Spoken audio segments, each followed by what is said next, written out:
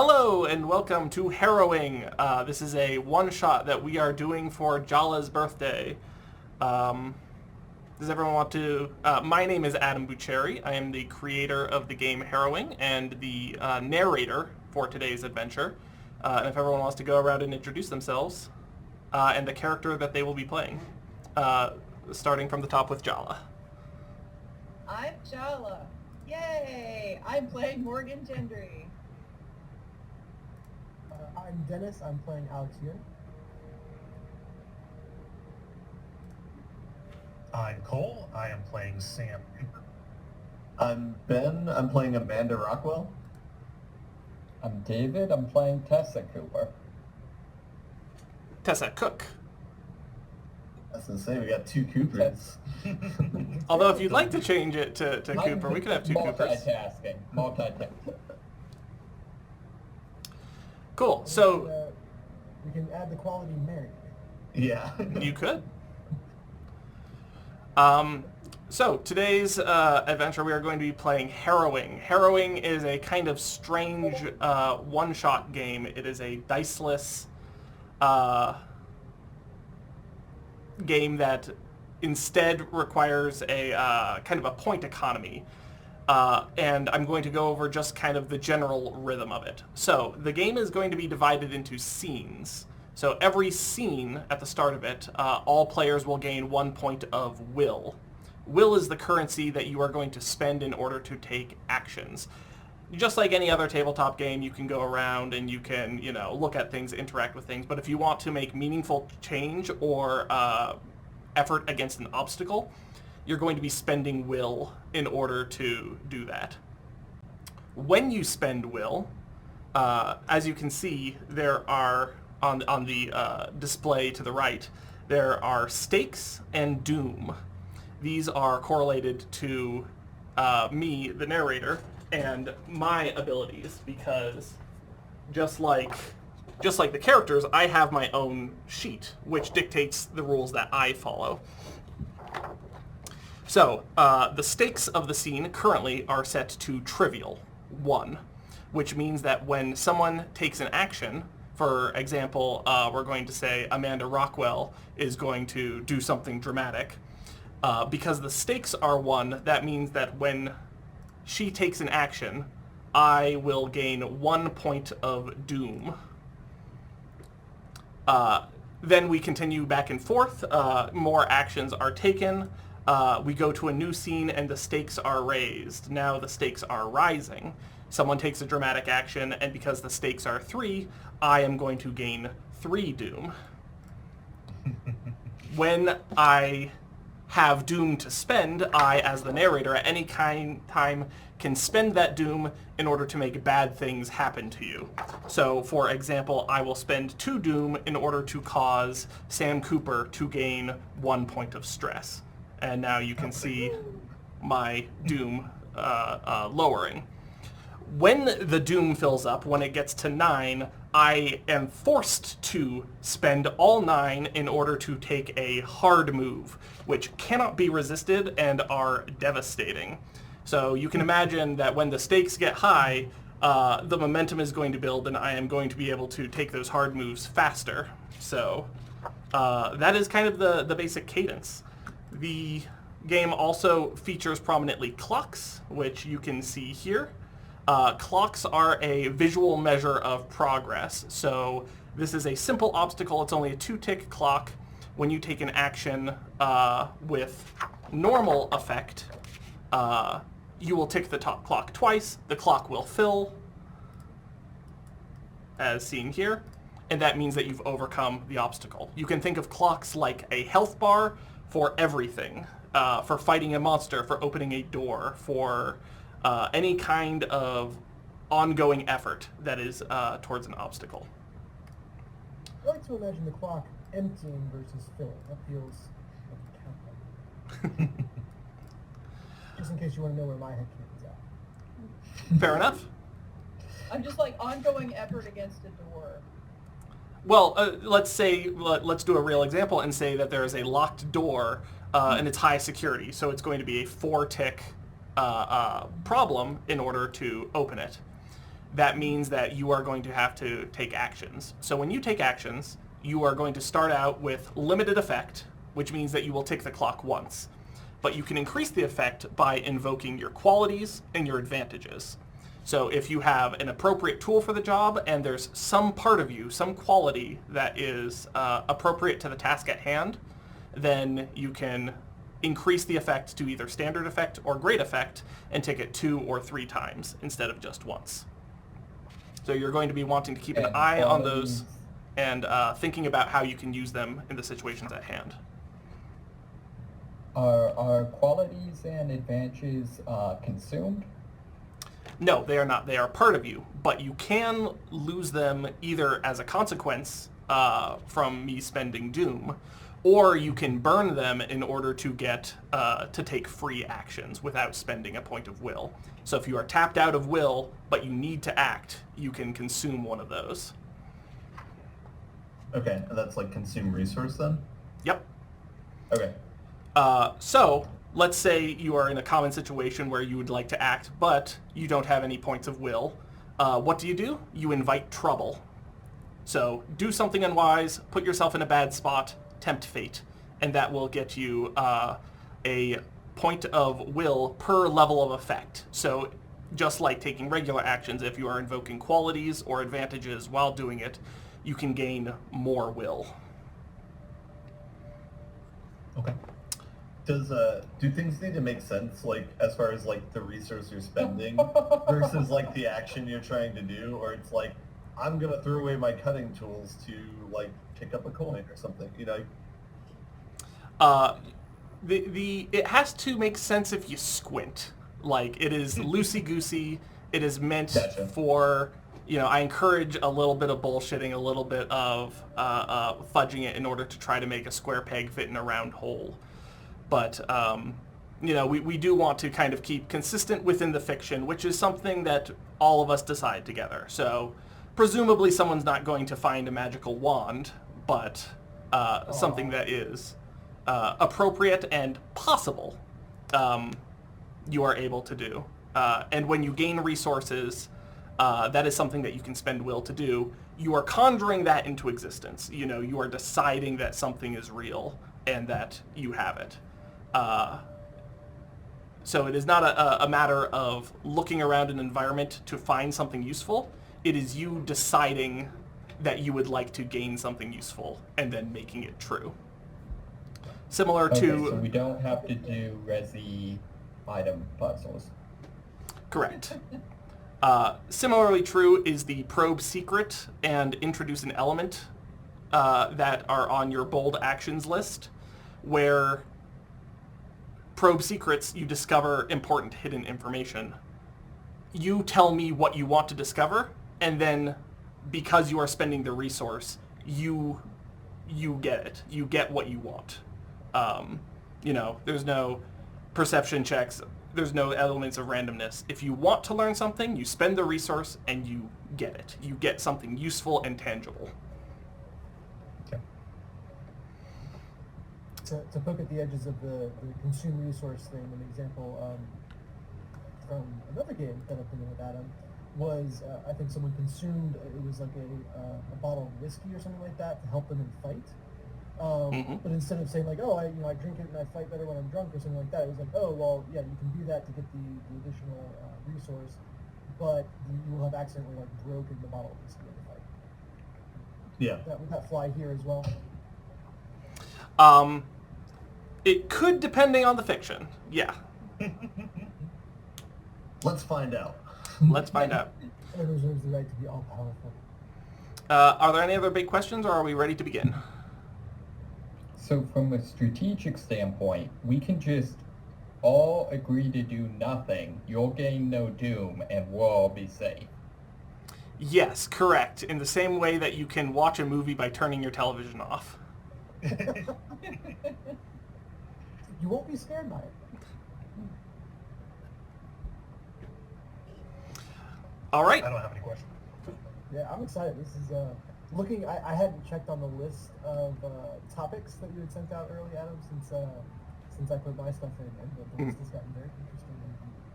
Yeah, we filled out a list of safety tools, which included things that players wanted to see in the game and didn't want to see, and got some really interesting answers. So I am excited to see how that shakes out. So Yeah, I think we established that in this universe, everyone has peg legs because we've forbidden big feet, small feet, and medium-sized feet. feet of all kinds were forbidden in a point of dubious seriousness. So I will simply not draw attention to any feet. Everyone can imagine the feet of your choice. Well, you had to throw the example out there. I had to roll with it, and then somebody had to take it and run even further. So. All right. So if we are ready to begin, the scene begins with a open star field, and the camera pans past what looks to be a enormous cylinder gently floating through space. Zooming back out, you can see that there is a small spacecraft inside which all of you are gently approaching this ship, this vessel. What it is exactly is largely unknown. Research on Earth was able to detect some kind of foreign object passing through at enormous speeds through our solar system, and through no small amount of work and human ingenuity, various crew members from different orbiting space colonies and low Earth orbit projects were able to divert their efforts and make their way to this vessel that is flying through space. What our intelligence was able to understand on Earth is extremely limited. They were able to detect that it was perfectly smooth. They were able to detect that it was moving at enormous speeds and that it would be exiting our solar system in a matter of days, making this the only opportunity that mankind would ever have to interface with this strange object. Scrambling, humanity was able to put together a small crew in order to intercept it, which is you. So you are a ragtag group of scientists and not mercenaries. You know, there's no combat training here. This is a learning expedition, and all of you were able to come here on extremely short notice for what is undoubtedly one of the most significant scientific expeditions that mankind has ever taken. And so slowly, the ship approaches this floating cylinder, and now close enough to have some real eyes on it. It does become obvious that it is artificial, that it is a vessel of some kind, and it does seem to have an airlock on the most recent, on the nearest end to you. And so very carefully, the ship docks onto this foreign vessel. The airlock is able to be pried open, and the five of you walk inside, stepping foot on truly alien territory, entering into a room that is utterly pitch black. Small game note aside, advantages is not like an inventory. It doesn't mean that it is everything that's on you. Because you are in spacesuits and have a modicum of preparation, simple basic things you have on you. So things that would be appropriate and make sense to have on your person. It doesn't mean that you don't have a flashlight, for example. Thank goodness. That would make this first room very challenging. But yeah, Amanda turns on her flashlight. Turning on her flashlight, Amanda is able to pan it back and forth around the pitch black room. It is cavernous, but it seems to have some kind of markings that lead to a kind of central hole in the floor. Direction is difficult here because you are still weightless. So this hole kind of leads directly into the center of the cylinder. I'd like to check if there's any breathable atmosphere in here. Yeah, absolutely. Oh, I'm sorry. This is the start of the first scene, which means everyone gains 1 point of will, and the stakes are trivial. Okay. Steak. And so we should all be at 1 will right now, right? Yes, everyone has 1 point of will.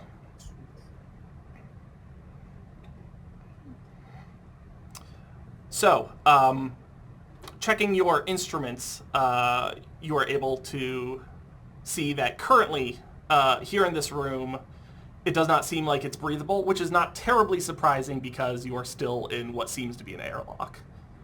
It's showing the airlock. That we forced open. Correct. Which opened with surprising ease. You know, it was not resistant to your efforts. Were we able to shut it behind us? Or is it still just open? It is still open and connected to your ship. Okay.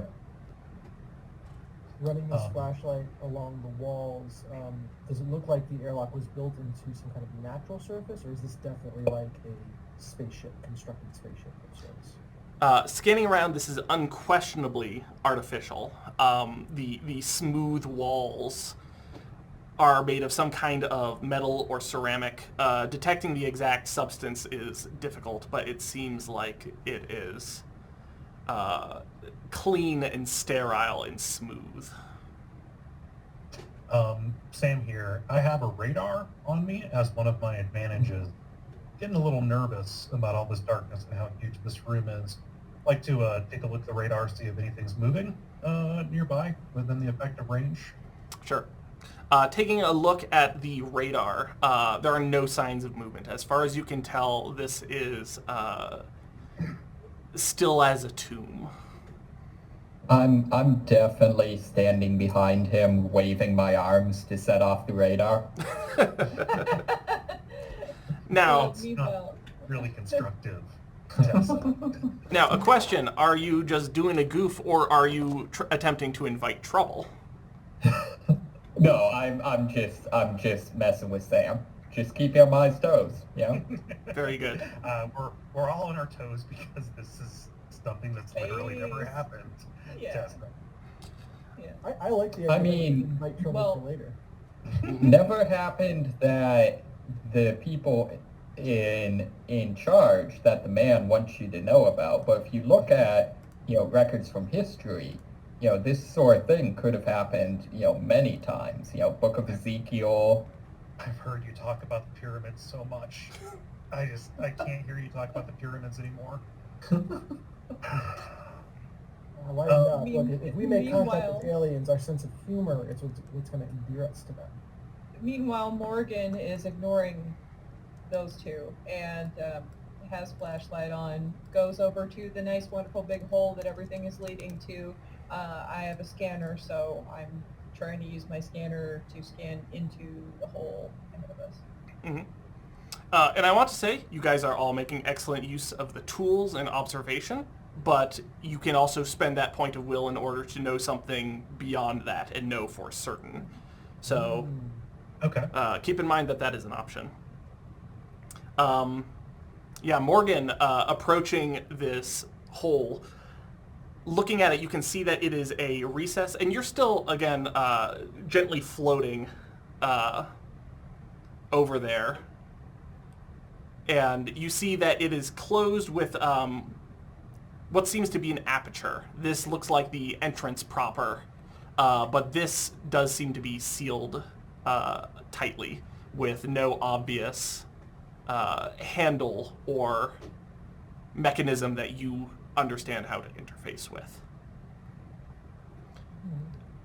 Are there any markings you or anything mentioned- on it other than just like the stuff leading to that place? Are there any other markings on it, seams or anything, or is it just? It's an aperture, so it's like those intersecting kind of, blades that seem to be keeping it closed.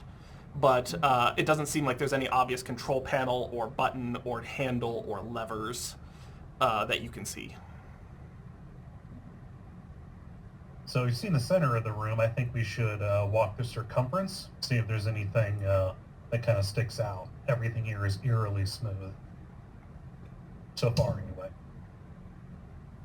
Amanda brings up the point that she has cutting tools, so we can use that if we want to go to the center, but we could also go around the perimeter too. Yeah, Can you that's fine. Yeah, I'm wondering, if their technology is anything like ours, there might be some sort of, access panel for some sort of electronics, something like that. I got you covered, and Alex will use the mobility of his jetpack, short-range jetpack, to kind of do a circumference real quick, looking for anything that stands out. So I will make this. I will use my will to probe secrets. I'm gonna kind of go and see anything that I can find in the wall here, and yeah. All right, so Like a you deep scan. So you are spending a point of will to probe secrets, and you discover important hidden information. Uh-oh. The technical difficulties. Let me get the music going again. Ooh. There we go. And now everyone's back in the correct place.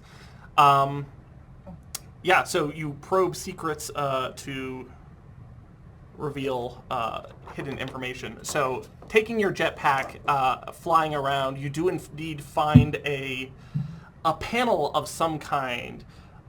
What basically looks like a... What's the word? Like almost like one of those information kiosks where it's like a little protrusion Like the map. that is coming up. Something like that, with a front of smooth black glass. It currently seems to be dark and as inactive as everything here. Would you like to try to poke it? Oh, absolutely. Yeah, without hesitation. I was like, doot, doot. Like, you've seen these things in airports for wayfinding. Mm-hmm. Do you actually go make a doot doot noise as you press it? Yeah. Hey guys, check this out. Doot. Pressing it, it does indeed react to your touch. A little blossom of light kind of emits on the screen from where your finger touches it. And a few seconds later, it seems like these little spider webs of light are kind of tracing it. And suddenly you are seeing a number of strange shapes, potentially a language, you're unsure, and what looks to be like some kind of interface, some kind of buttons. But what they are and what their purpose is unknown. Okay. I fly up to this. One of my advantages is that I'm a looker. I'm going to take that not to mean that I'm exceptionally attractive, but that Could mean that though. It could mean that. Could. Yeah, it can be porque no estos. I'm going to do interpret that to mean that I'm observant. Can just visually acute, can see connections and stuff. Otherwise, why would I have the radar, right? Mm-hmm. So I'm going to take an action and see if I can discern something useful out of the relation in these characters. So you are taking action and you are invoking one of your qualities, which means that you are going to have standard effect. And this obstacle, because Alex discovered this panel, is a simple obstacle. So this is only a 2-tick problem, which basically shows up, you tick it twice, which means that you're poking and prodding, the intuition that you have tracing a couple of lines, making some connections. It's only a few seconds before behind you hear the door start to slowly grind, a kind of squealing noise of something that hasn't operated in a very long time, and the Okay. aperture slowly begins to open. So while we're doing Oh, that, I forgot to give can myself I- Doom, so there have been 2 actions. While we're doing that, can I record the maybe language in some ways? Just kind of document what we found. Absolutely. Why I would recommend that you spend a point of will in order to gain a resource, something like a camera or a recording device that might come in handy later. Yeah, that makes sense. Yeah. What would we call that? Do we just have some sort of just scanner or something like that? I have a scanner as one of my advantages Oh. already. Okay, that's a bad name then. Just a space camera. Space camera.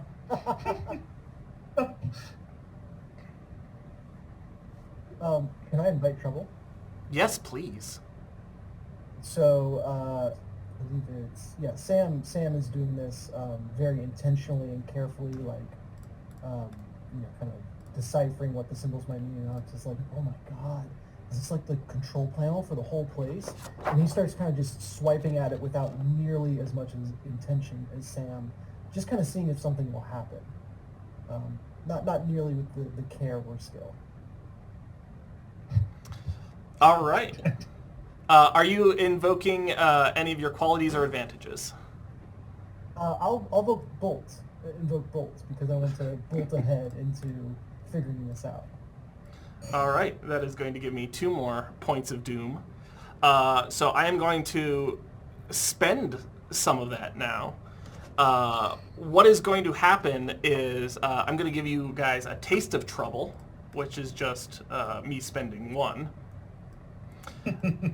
And what is going to happen is that the aperture, which has been opening somewhat slowly, you're going to hear it kind of grind to a halt, and now it is starting to close, and it becomes immediately apparent to you guys that this is your window of opportunity closing behind you. Well, I was already over there anyway, so I'm going to jump in if I'm clear to do so. So... All right. It's just the door. I figure this is just the door control. Got it. I am not even paying attention. I am busy doing a barrel roll or whatever to get through that door. Yeah. I shake my head and then walk in as well. I have to do a barrel roll. It doesn't even matter if I can make it by walking. I have to You do that and you look great.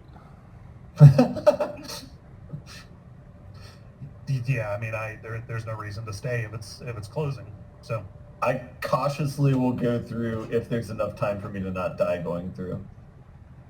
Yeah, it does seem that way, but it's definitely closing. So now's the time.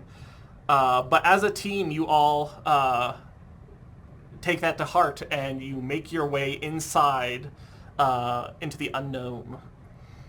On the other side of the aperture is a large, wide platform of some kind. And, passing through the door, we're going to call that a new scene. So everyone is going to gain 1 point of will. okay. And then point of order, I got the point of will for inviting trouble, but... You got 2 points of will because you also because I invoked... invoked my... Mhm. Okay, cool. That was my question. Thank you. Oh, so will carries over. Yes. I hope so. Okay. Otherwise what I did would be meaningless. And the stakes for this scene are going to raise to low. Going to the... just a moment. Let me adjust let me make sure the music... There we go. Uh-oh. Making your way inside, you find yourself on this large flat platform. You find what appears to be a stair that starts to approach the side of the wall, and it has very prominent rings along the side of it, obviously intended to be grasped in order to propel yourself through the zero gravity environment. But the space that you are in, it quickly becomes apparent that the antechamber that you were in was nothing compared to the absolute vastness of the size of the location that you're in. Your flashlight beams stretch out into darkness and do not illuminate anything. You don't know if you are in a room the size of a cave or a room the size of an ocean. Yay! I grabbed You the ring noted- for propelling myself down. The No. team propel using the rings of the ladder to follow the obvious route down. I am going to choose.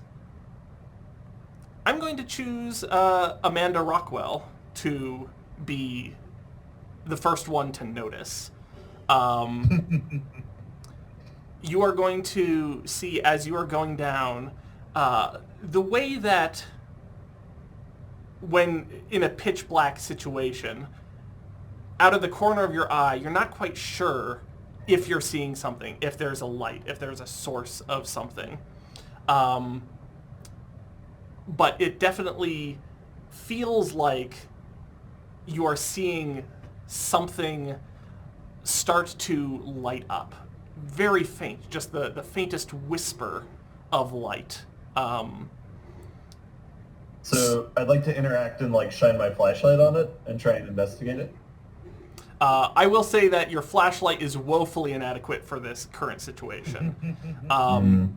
If you can choose to spend a point of will to probe secrets, if you'd like to know the answer for sure.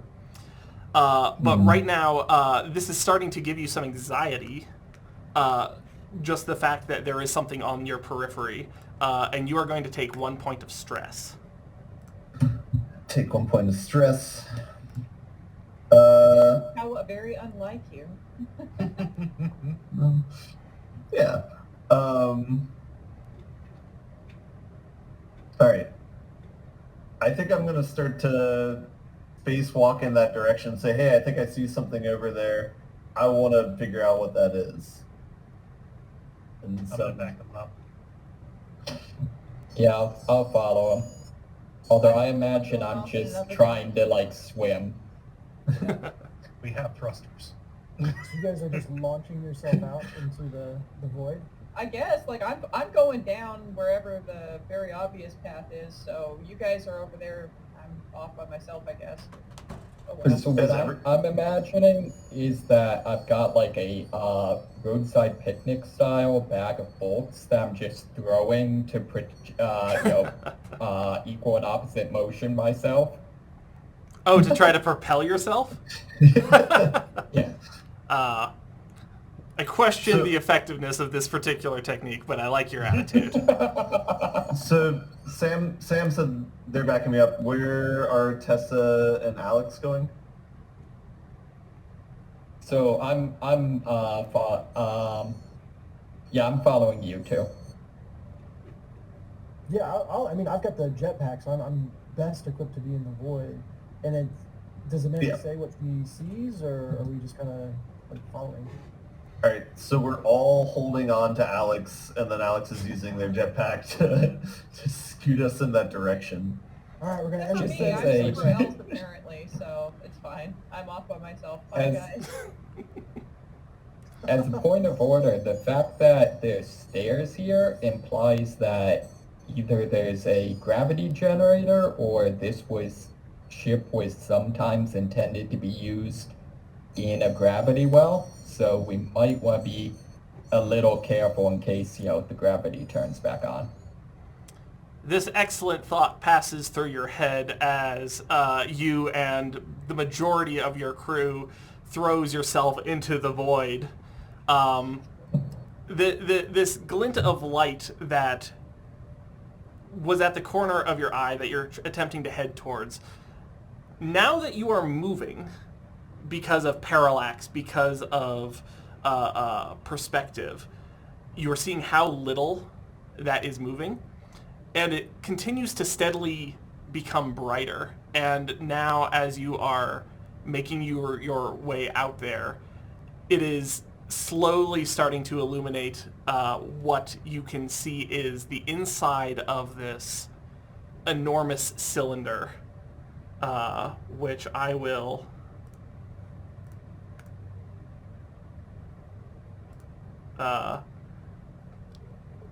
put that image right there. You can start to see that this point of light seems to be an artificial sun or something that is starting to illuminate the entirety of this cylinder with what appears to be a world wrapped around on the inside. And it's around that moment that you do start to feel the effects of a gravity start to pull down on you. Oh no. Oh, it's starting to spin. Alex, you're pretty confident that you're going to be okay with your jetpack. Everyone else might be in trouble. And so Except for Morgan me, is I'm, somewhere like, on the still- side of this, right? Morgan's great. Morgan's just Oh no. this ladder, these rings, kind of line. You can see that they line the entire edge of it, and traversing them from where you came all the way down to the ground floor would be quite the journey, several kilometers. But you can also start to detect just very slightly by moving closer to the walls, the artificial gravity that this station is producing is starting to take hold of you as well. But fortunately, you're holding on to the side of a wall, so you're in pretty good shape. I'd like to take an action and invoke my fixer quality to try and upgrade the jetpack or use it so it starts emitting enough fuel so that we don't immediately die. All right. Full power to engines. So, yeah, doing that, you are able to take the jetpack that Alex has. How scientifically are you approaching this? Is this like adjusting wires? Is this messing with settings, or just whacking it? This is like when people are falling in those videos you see online, and they're frantically trying to grab their parachute so that they don't die and hit the ground. Like, that's about like the intensity. I'm trying to keep a cool head, but I'm like, we need to do this like really quickly. So a little bit of precision at first, but I'm ready to whack it if I don't immediately get it. Brad Pitt at the beginning of Ad Astra, for anyone who's seen that. All right. I'm going to call this a 4-tick problem called jetpack.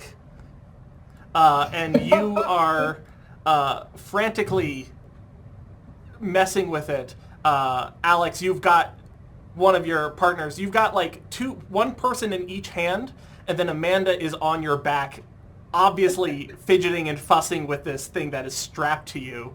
And it is difficult to control. But Amanda, you feel like you're making progress. You feel either just a little bit more time or something else would be able to get this jetpack to a point where it can take all of you to safety.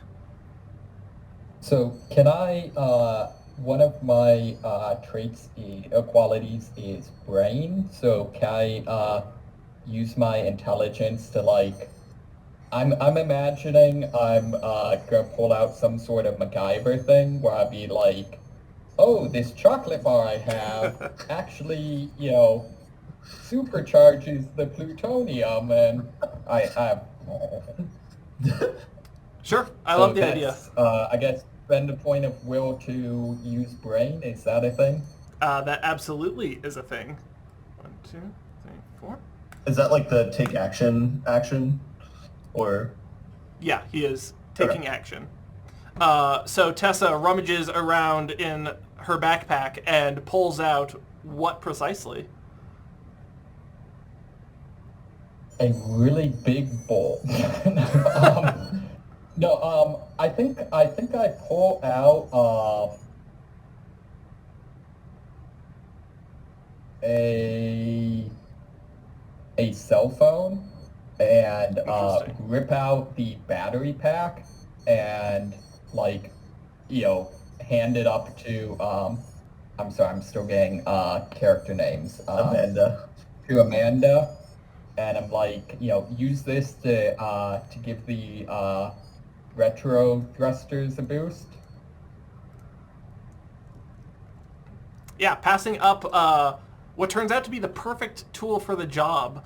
A electronic component lands in your hand, Amanda, and you quickly see that just with a couple wires, you're going to be able to modify this jetpack in order to get you where you want to go. So with that, the jetpack clock fills. Alex, you are flying in midair, holding 3 of your companions. The additional thrust is going to give you a good amount of control, but it's not going to give you infinite flight with them. You're going to need to navigate to a safe spot. Your companion Morgan is also over there on the ladder. So what would you like to do? I mean, this is Alex's dream. Like, when he insisted that we needed a jetpack, this was the exact same thing. But I'm not going to say could he was have warned hoping us. for it. Yeah, but he was hoping for it. And with the additional, thrusters, he's like, I am Iron Man. So you said just climbing, Morgan would it would take hours for Morgan to actually get to the edge. So can Alex try to swoop the jetpack close enough to Morgan for her to jump on? Absolutely. Morgan, how do you feel about watching your companions pinwheel through the air and now head towards you to pick you up, to give you a crazy taxi? Well, a couple of things. I would like to. Okay, how can I best use my ability to scan in this particular situation? I want to somehow deduce the best place for us to be deposited with the least amount of damage to our persons if I were to jump onto this crazy pinwheel of human bodies around a jetpack attached with a cell phone battery.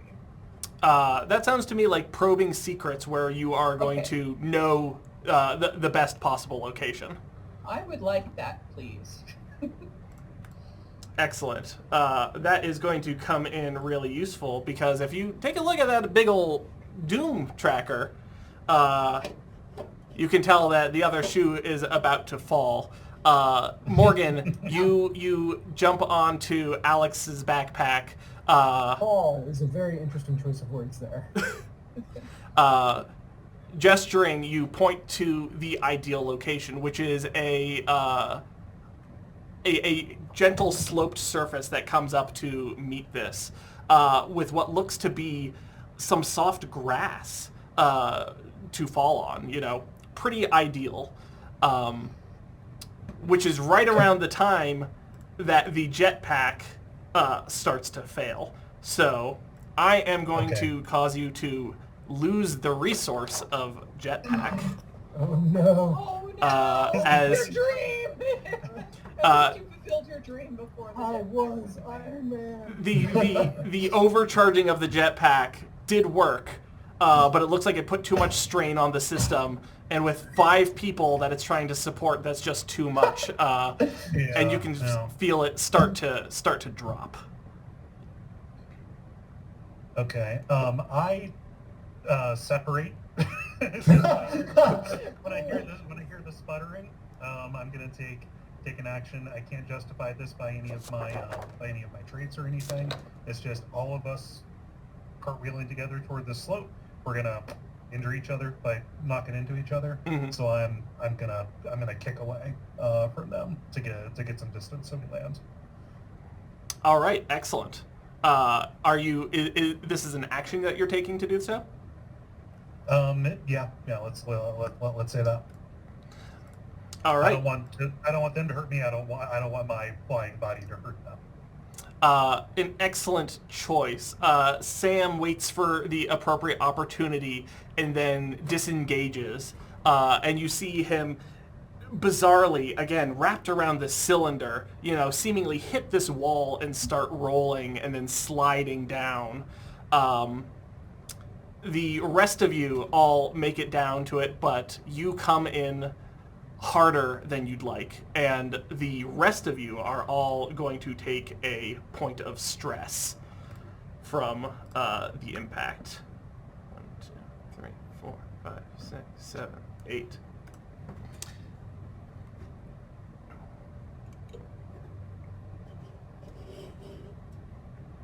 Also, didn't explicitly say, there is a resist action. So if you suffer a consequence that you don't want, you can spend a point of will in order to Gotcha. avoid it. So that's effectively That what I was not did. for- It was like I saw impact and I was like, resist, get away from everybody. Yeah, Yep. like I personally wasn't going to be jumping on the crazy train. I was going down the way with the ladder in the first place. I would like to have, like, I especially seeing them coming barreling towards me, I don't want any part of that except for the amount that I have to be attached to them. So I would like to also disengage. Like when I see Sam, I'm like, bye guys, deuce, over this way, the opposite way from Sam, over there. So.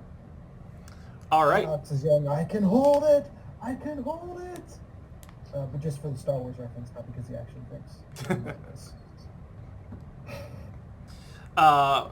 Coming down a little bit harder, a little bit bumpier. All 5 of you seem to make it to the bottom of the cylinder, this ground floor that wraps around.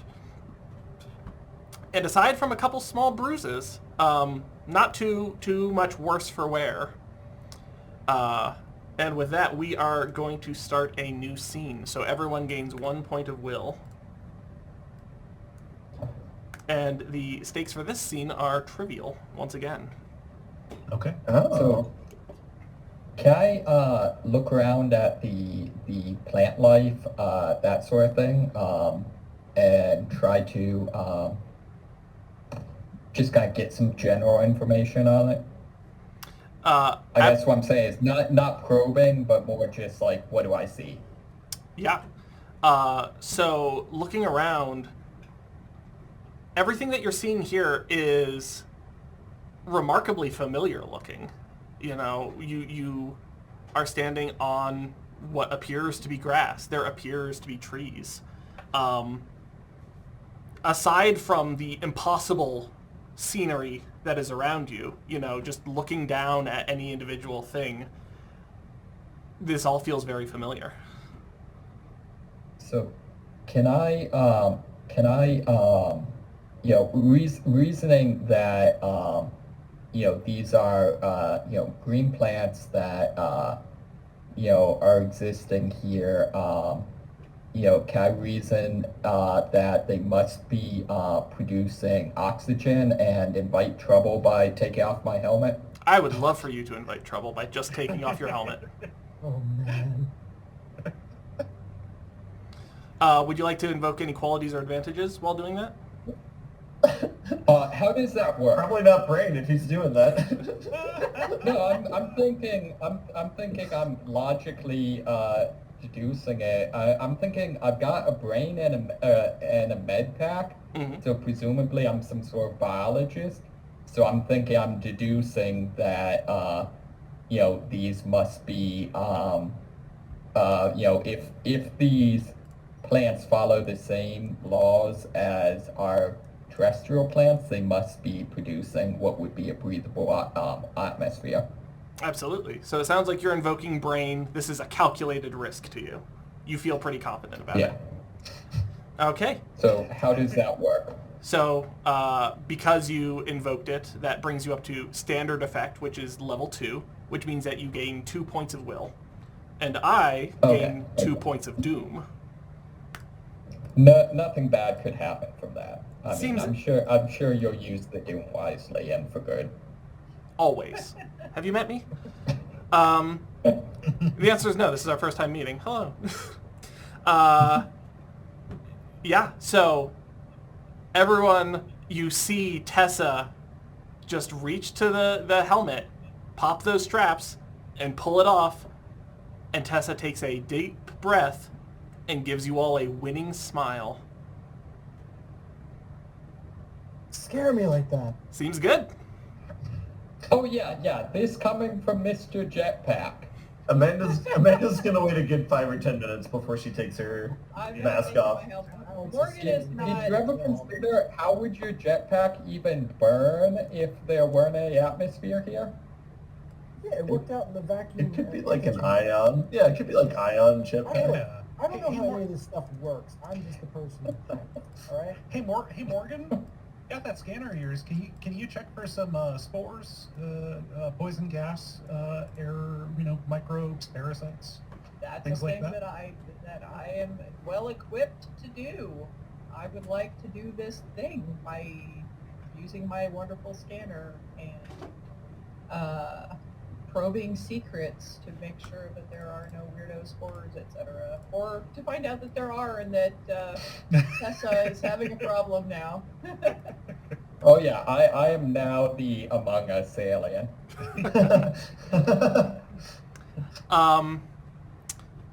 Morgan, looking down at your scanner, trying to detect these particulates, you get what is seemingly a impossible result, which is poplar allergens. Oh god, I'm allergic to everything. This is worst ever. Worst day of my life. Better out in space. I can't even get rid of them in outer space. Some bullshit. I mean, poplar's a very popular allergen. Sure is. That's that's the only dangerous though. Like, that's the most prevalent thing that is there.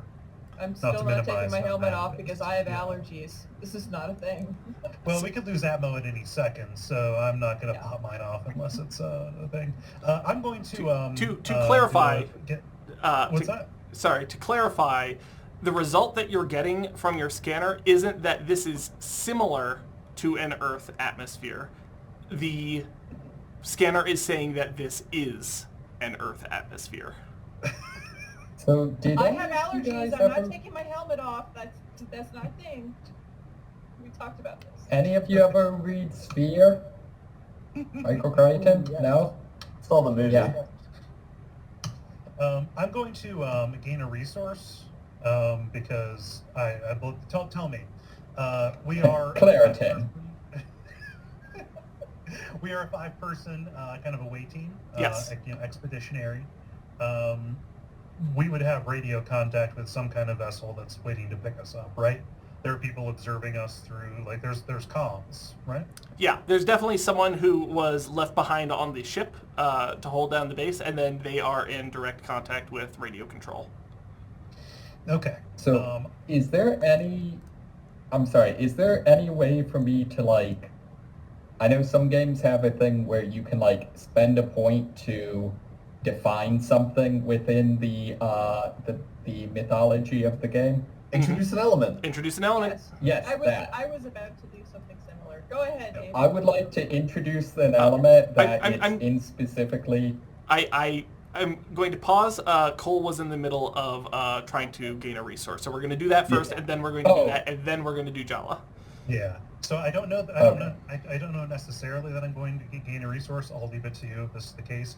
I want to update the person who is listening to us and what's happening here, just so that they're aware. Mostly, I think I'm anxious that by being in here, we have lost some kind of contact. So I'm reporting back just to make sure they can hear in case we need help. Gotcha. Yep. Do So what? Good. Would you like to have that be a advantage that you can invoke in the future, or is that just Yeah. okay? Then let's call that in touch. perfect. And actually, to me, that sounds like a quality. If you would prefer to Okay. have it as that. All right. But yeah, sending a message to the ship, you get back a response from the beloved pilot of the ship who was left behind, who is, of course, as everyone knows, named Mike! Mike. Mike, it's gotta be Mike. Mike! Mike! Hey, what's up? Everything's looking good up here. Everything looking good down there. Mike does not sound like a scientist, by the way. Like I'm a country boy who was in low Earth orbit who got wrangled into this, just like the rest of you. Yeah, so we're in kind of a zone of danger situation up here. We got ourselves a rotational colony appears, and we're seeing we have atmosphere that is Earth's. Really unexpected stuff. We just need you to be aware that qualities are here for life, be it humans, be it tigers, be it microbes. Just be aware when they come knocking on the door. Roger, copy. We'll report down to the chain of command. You stay safe there. We'll try. Speaking of doors, the one you came through did close. I can't remember why. But if there's any way we could remotely try to make sure we have an egress, that would be great. Yeah, Mike is going to also add, like, hey, I'm here as an escape, but you got to get to me. There's no way for me to reach you unless you blow a hole in the side of it or something. Do a heat signature auto defenestration. So, can I introduce an element that the reason we have to get to Mike is because Mike is an AI? Oh, I love the idea of your ship being an AI. Yeah. But he still has the same personality that we just established. Still has the New York accent. They programmed me to be, approachable.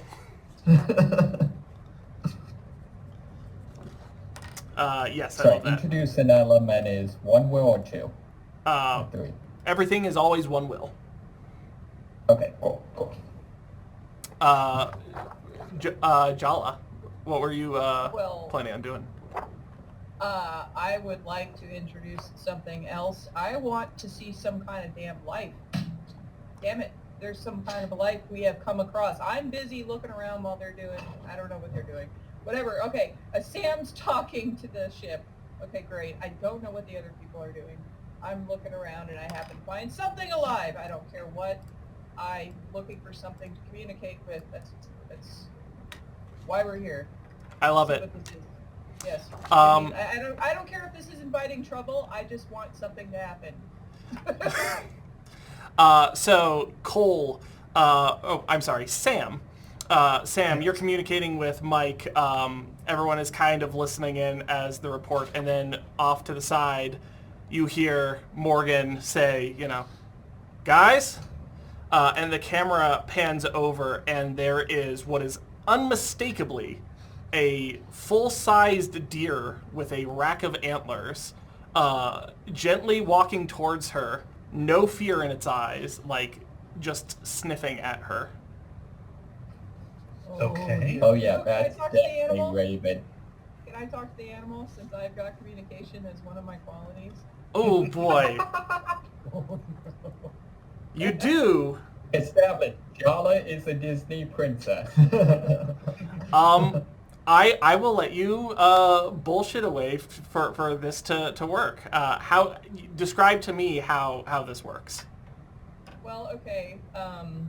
I am a person who is on this mission because I am a communications expert, but this is not just linguistically with, speaking to people, cracking codes, doing all that wonderful fun stuff, but also because of my particular kin with animals. I have worked with animals such as dolphins and other things like that, and help them in different scientific things, training them and working with them regularly. So, not just dolphins. It's not exclusive to sea mammals, just creatures. Mhm. So, It was like sea otters and mostly 90% dolphins. You can stop pretending like it's like...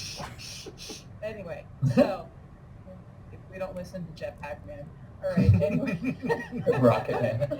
And anyway, so I have a pretty good chance of at least getting on good terms with this critter, even if I cannot necessarily understand. Although I'm pretty good with understanding, sussing out what the body language of these Yeah. different creatures are as well. That's part of my overall training as a communications person. You're going to do some dog whispering. Yes. Excellent. Yeah, so that is going to be you, I think continuing to probe secrets. Probe secrets has never gotten so much use as this particular game. How are we on resources? I'm talking to the group. Do we have food, stuff like that, for extended camping trip? Or like our 'Cause oxygen it's levels. Well, I mean, the plant should take care of that, right? I say as I'm the only one with my helmet off. I mean, food, water, resources. I mean, there's a deer in front of you. There's water. There are plants. I'm not eating the deer. I'm vegan in space. Okay. I wanna Vegans hear in this space conversation. improve. Yeah. But I'm even standing bolt still. plant life, it does seem like there are resources here. I will say on a meta level, while the stakes are low, this is a great time for you to gain resources such as qualities and advantages. Back to Morgan. Morgan, you are reaching out to this animal and expecting some level of hesitancy, and you are finding none. It is approaching you, more like a house cat or like a newborn than a typical adult deer's behavior. It is approaching you with absolutely zero fear, absolutely zero hesitation, simple curiosity, which is both familiar in a way, but also deeply alien. It is very odd that it is behaving in this way. Is there any way for me to tell whether or not this is because it has been subject to animal husbandry, like being raised by something or someone? You can see that it does appear to be alone. It doesn't seem like it's part of a larger herd.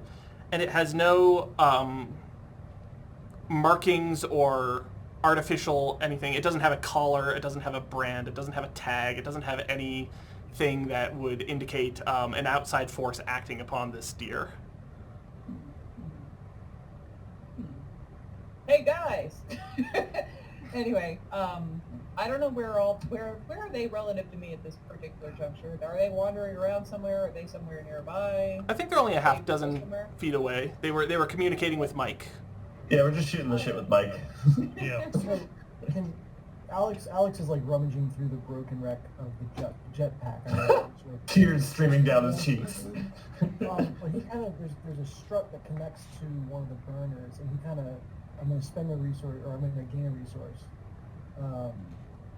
to like break off this strut with the burner on it to have almost like a stick that I could use as a walking stick, but also I could kind of like swing that burner at someone almost like a torch. All right, multi-purpose. I like it. Mhm. Yeah. So that's what Alex is doing, and that's why he has not watched this deer whispering very closely. Yeah. So the So- fact that it's not scared of us means that it is not used to predation. A strange thing probably wouldn't, it would probably be scared of it. If anything, it tried to kill it before. We might be okay. And Are you inviting trouble, Says that Deckle? very confident. I said we might be okay. There's a bit of doubt. I'm saying this like stock still. I don't want to startle it because I've seen what a deer can do to a car when it runs into it. So Out. can I gain? Okay. Oh, I was going to say, can I gain a resource and or an advantage, I guess, and I'd like to pull out where, as the biologist, I had some sort of like portable lab kit, something like that, and take a reading or a sample from the deer, maybe like brain scan. I don't know, try to figure out what this deer's deal is. Sure. Let's go with that. So I'm going to call this once again probing secrets. And what is the tool that you are using? So I guess I don't currently have a tool, so can I say that I was carrying, I don't know, some sort of like biology kit? I don't know. Sure. You'll need to spend a point of will in order to gain that as a resource. Okay.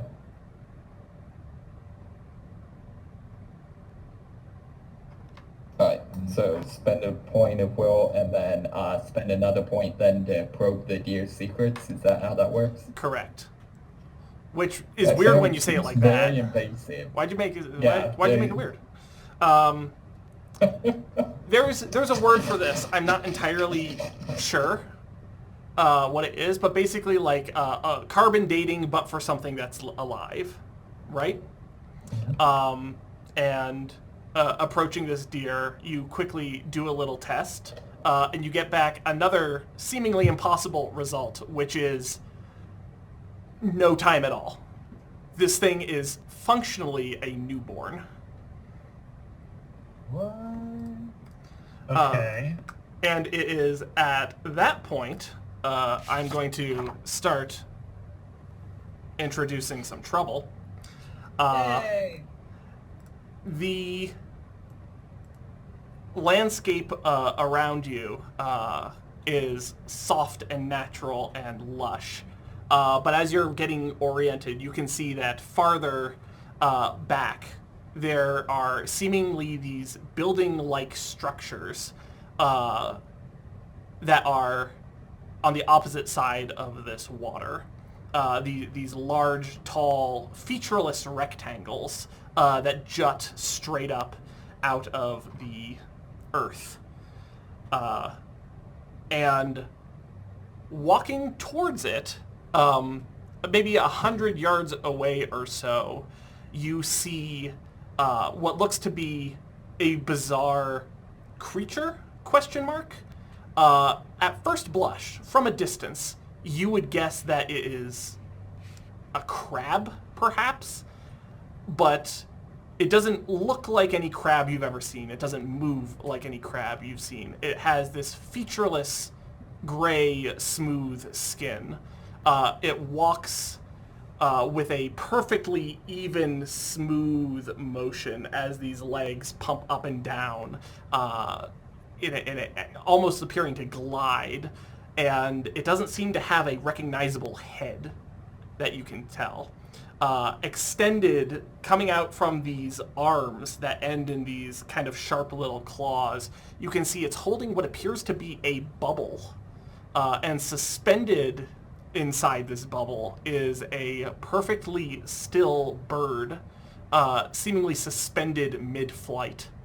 And you see it just click-clacking towards, across the landscape towards these buildings.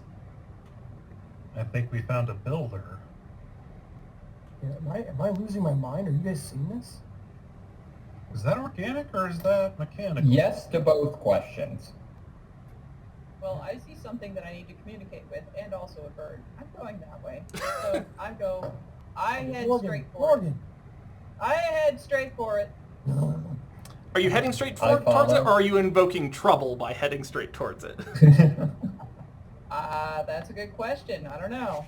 How much doom you want to spend on that? I'm slightly scared, so I'm gonna invoke my fixer quality and recover stress, because Yeah, I want to do that since there's a lull in the action before anything gets really crazy. This isn't an action, but because the deer is effectively newborn, I'm revising my hypothesis. If it has just been born, then it would not have had a chance for anything to predate on it. I am scared that this thing is dangerous, and I am staying still and letting Morgan take the lead on this one. Yeah, All right. they can't see you if you don't move. Morgan starts making her way towards. Actually, Morgan is a gender neutral name, so is Morgan he or she or what are Morgan's pronouns? Morgan is whatever you would like. It's fine. I'm still in a spacesuit, so nobody can tell anyway. It's fine. They start making their way towards this crab creature, and I'm going to spend some doom and up the stakes. Woo! I mean, if we slaughter the deer, we can have all the steaks we want. Wow.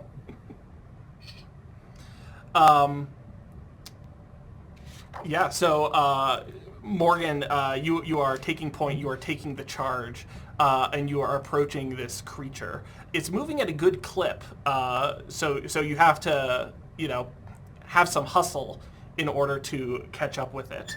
As you approach, you can really get a sense of the scale of this thing.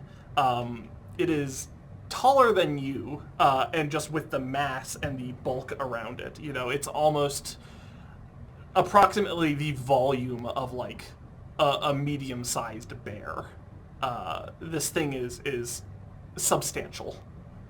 And you're just a few feet away from it. It is continuing on its trajectory. What would you like to do?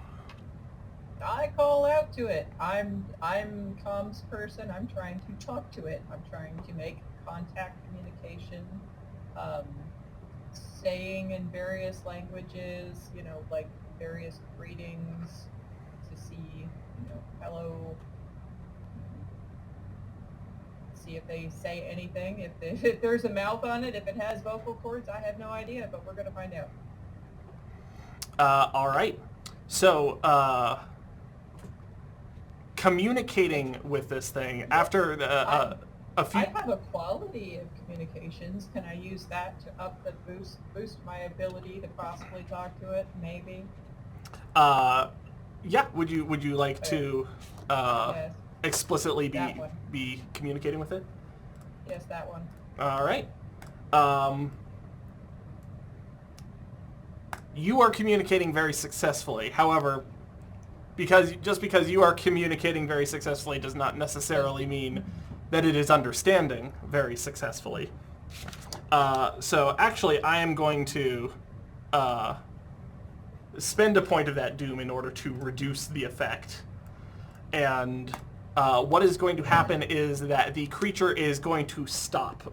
Not ease to a stop, but like almost like... and it is going to turn to you.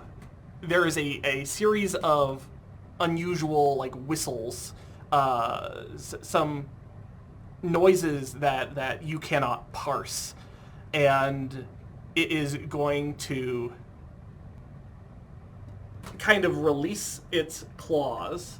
The bird that it has, suddenly the bubble disappearing, flies away, and this thing is turning and moving towards you now. Ooh, I'm gonna be bubble-fied. Exciting. Oh no. So, Morgan has sprinted a good way ahead. Everyone else is a little bit behind, so you are currently probably in a bad stay spot. over there. I'm gonna do something. Okay. Okay. What I'm going to do, let's say invite trouble. I need to do something to get a will point to do this because I don't have anything. I'm going to operate on a hypothesis. Because this resembles Earth, what I'm going to do is I'm going to use my advantage.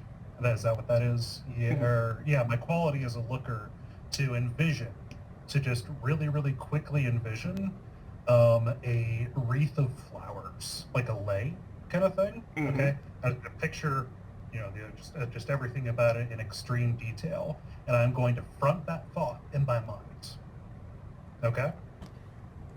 My hypothesis is whatever is being shown to us, we have brought.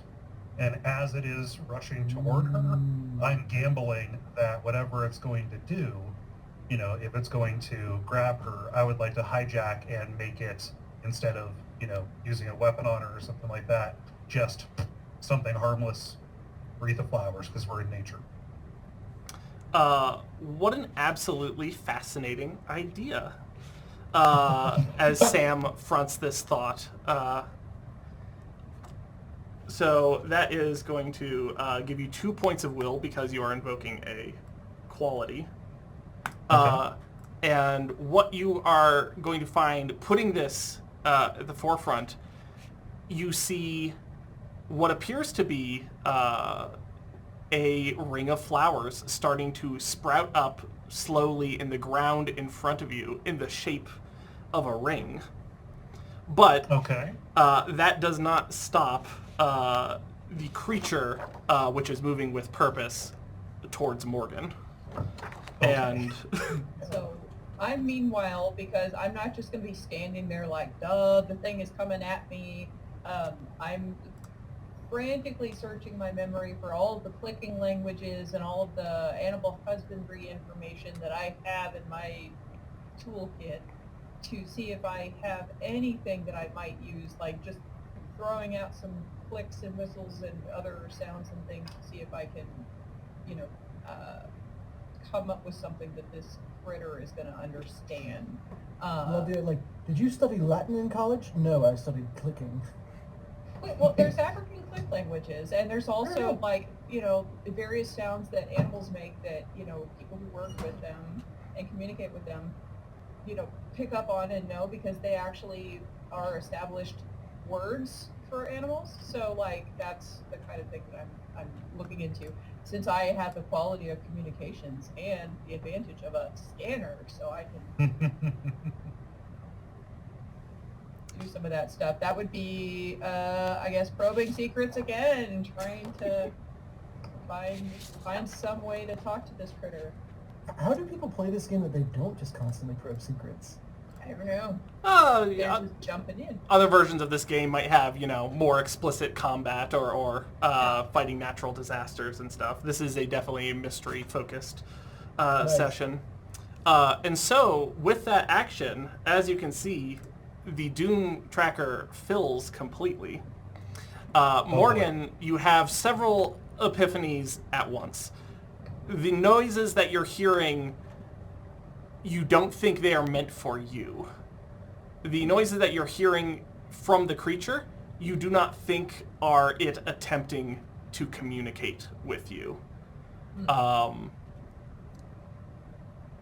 And the third epiphany is that bargaining with this creature, you are not sure if it would be receptive, even if it could understand you, as this thing is moving with a single-mindedness. And that's right before the rest of the team watches this crab reach its claws out and suspend Morgan in a bubble, lift them above their head, and start making their way towards the city. That is me doing a twist. Things are worse than they thought. Oh! She is bubbled. You have been bubbled Hit me. and bubbled. Oh, man.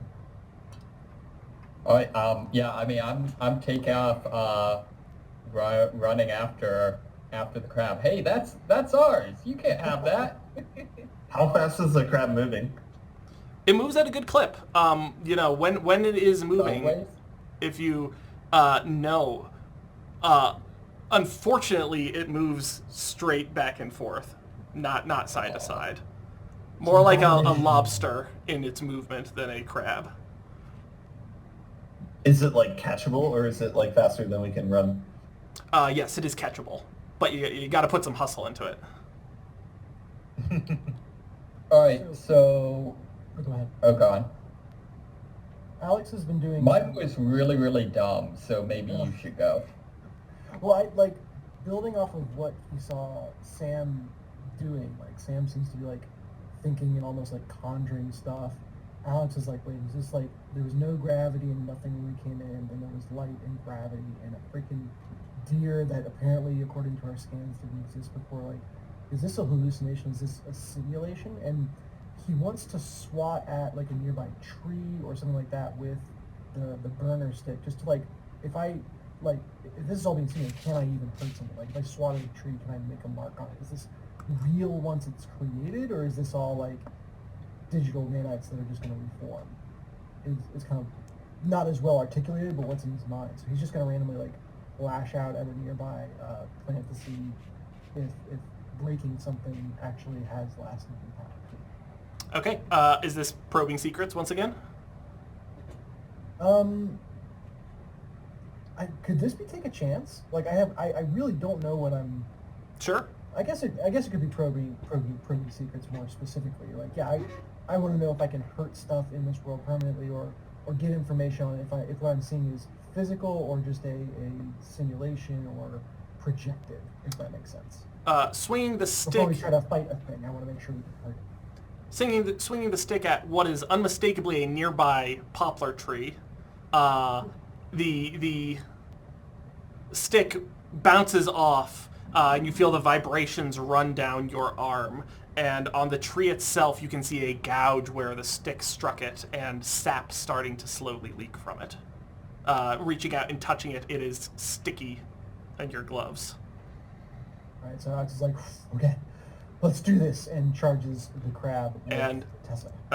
it's around that time that I put the clock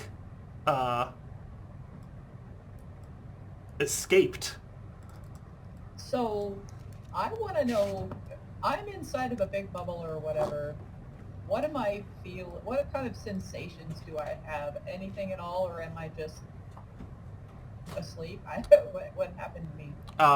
Morgan, you seem to be physically paralyzed. You aren't able to move any part of your body except for your eyes as they're blinking and darting around as you are spirited away. This is alarming. Is there anything that I can, like, see from my particular very close vantage point of this critter? Can I see any details in particular of this beastie that is starting me off that is not quite a crab or a lobster? Are you attempting to learn something, or are you just regular observing? I still have a point of will. I can try to learn something. All right. So the creature seems to... Oh, and then Alex also took an action, which means more doom for me. Hooray. The creature that you are now so close to, your perspective is focused squarely on this creature as it kind of fills your viewpoint. From here, you can tell that while it moves in a organic way, it is unquestionably artificial. And in fact, your gut instinct is that it seems to be made of a very similar material to the metal of the what was it? Not the entrance room. The antechamber. You know, that unidentifiable, is it metal, is it ceramic, is it plastic? It seems to be made out of that similar smooth gray material. And with that, I'm going to go... Not that anybody else can know that, because I can't tell them anything, but nice. Well, do we have comms or anything? I can't move my mouth, so it doesn't matter. Uh-oh. Morgan, the sensation of being carried like this, it feels almost as if there's like a like if you have touched like a Tesla coil, or what's that thing with the static electricity, and that feeling of like static electricity. Van de Graaff? Yeah, that like tingling all over, combined with the feeling of paralysis and helplessness and having this creature filling your vision, you are going to take 2 points of stress. Yay! Now we're in real life. As your anxiety starts to kick up. And then also, the clock escaped is going to tick twice as this thing continues to scuttle with speed. Alright, so I think. can I invite trouble by I have the trait or the quality brain, which I would like to interpret as the ability to I don't know, grab a stick or rock off the ground and run up and brain the crab thing. Absolutely. Although it doesn't have a head. He said it doesn't have a head. It's a verb. Yes, you can definitely brain it. Love that idea.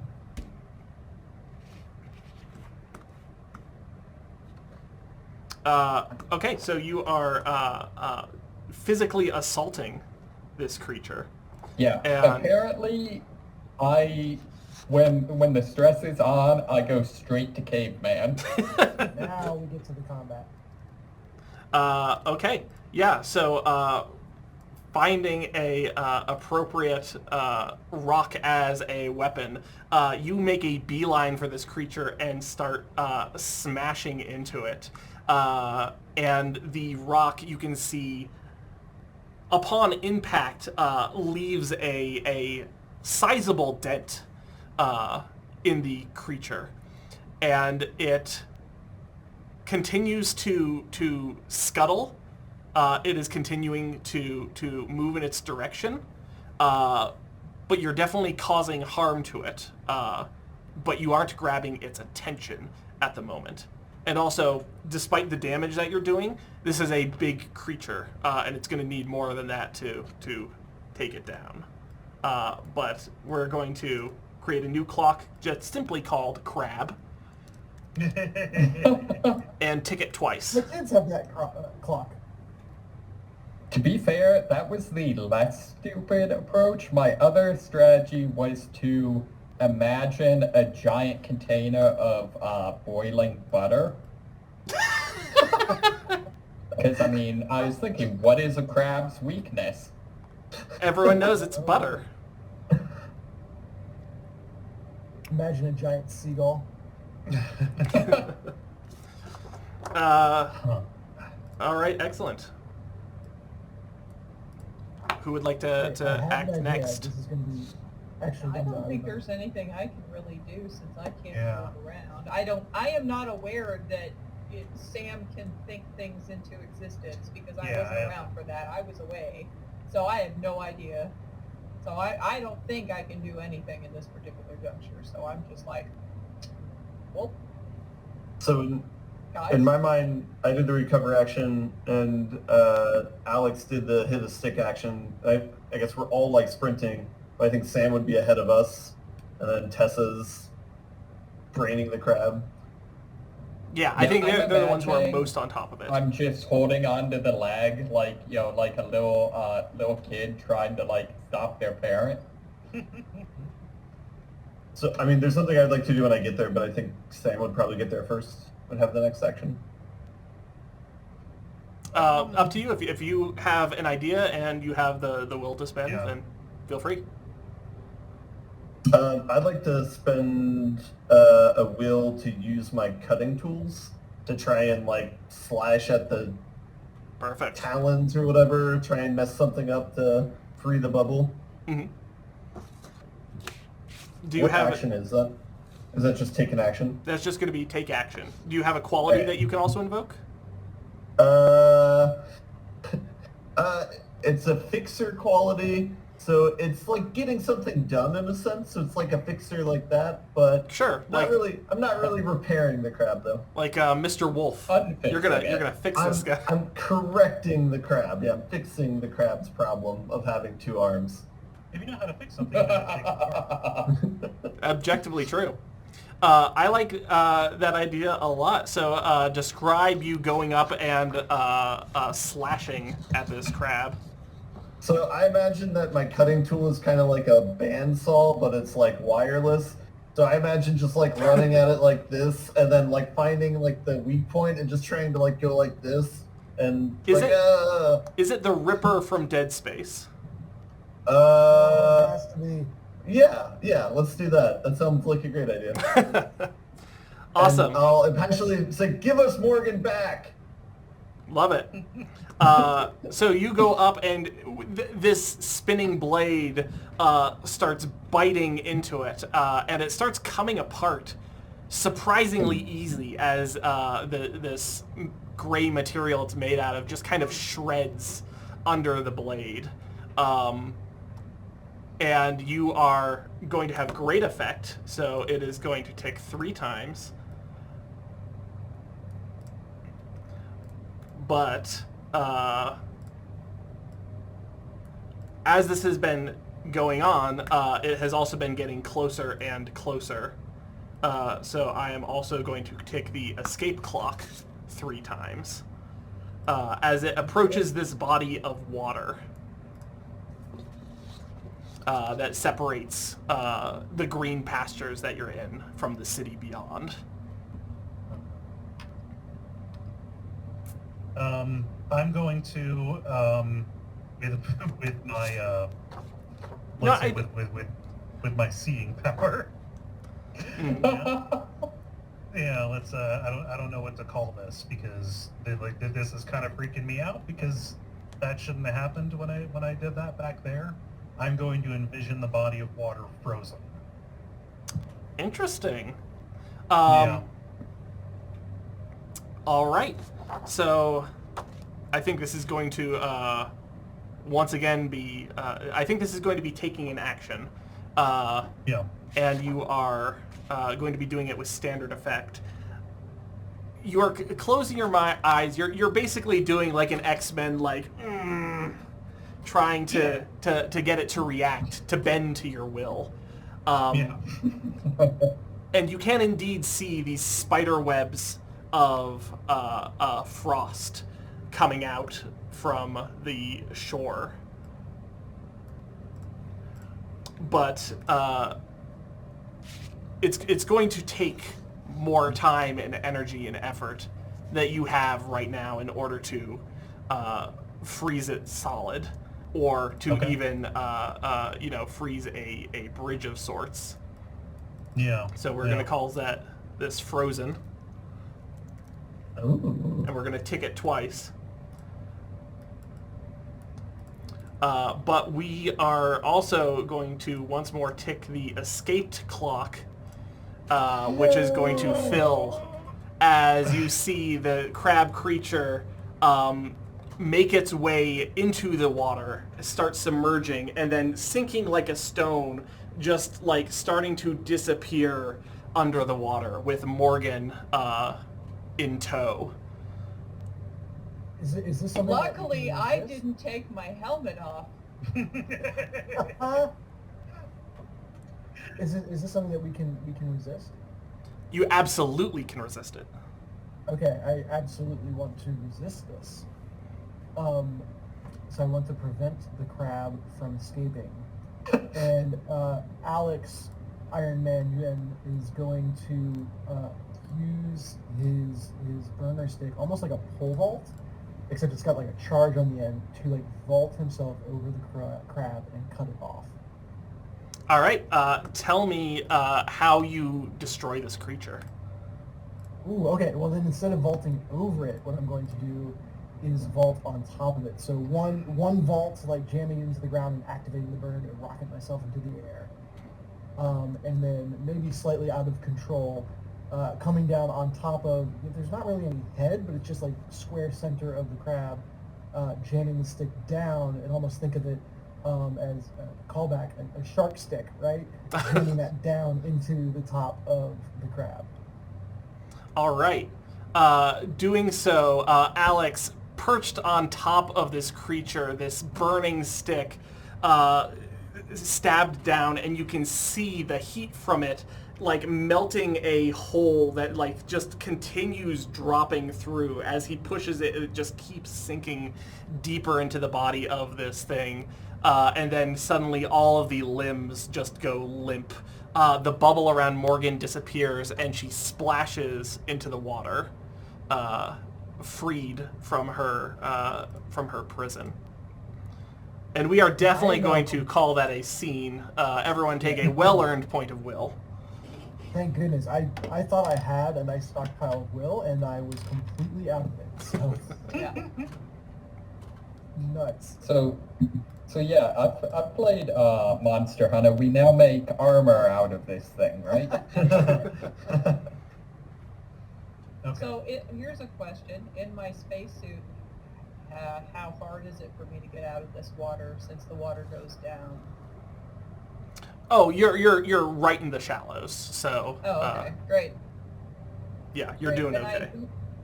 Then I clamber back out and quickly tell the other guys what I've discovered about this critter in my time inside of Bubble Bobble universe. I'm gonna About- take. about how it's not really a real critter and all that rest. Can we take like a 2-minute buy break, or Sure. can we do that? All right, we will take a break and we will return momentarily. And we're back. All right, so... Oh, are you doing leading? No, not particularly. We were only gone for a couple of minutes. Everyone knows what's up.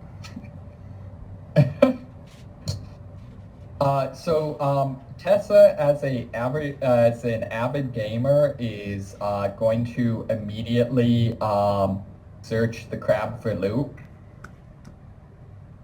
Search the crab for loot. All right. Yes. Well, that sounds like finding a resource. So what do you find? Let's see. What, I have no idea. I didn't think that far ahead. Story of my life. I think I find, just some, like, random, I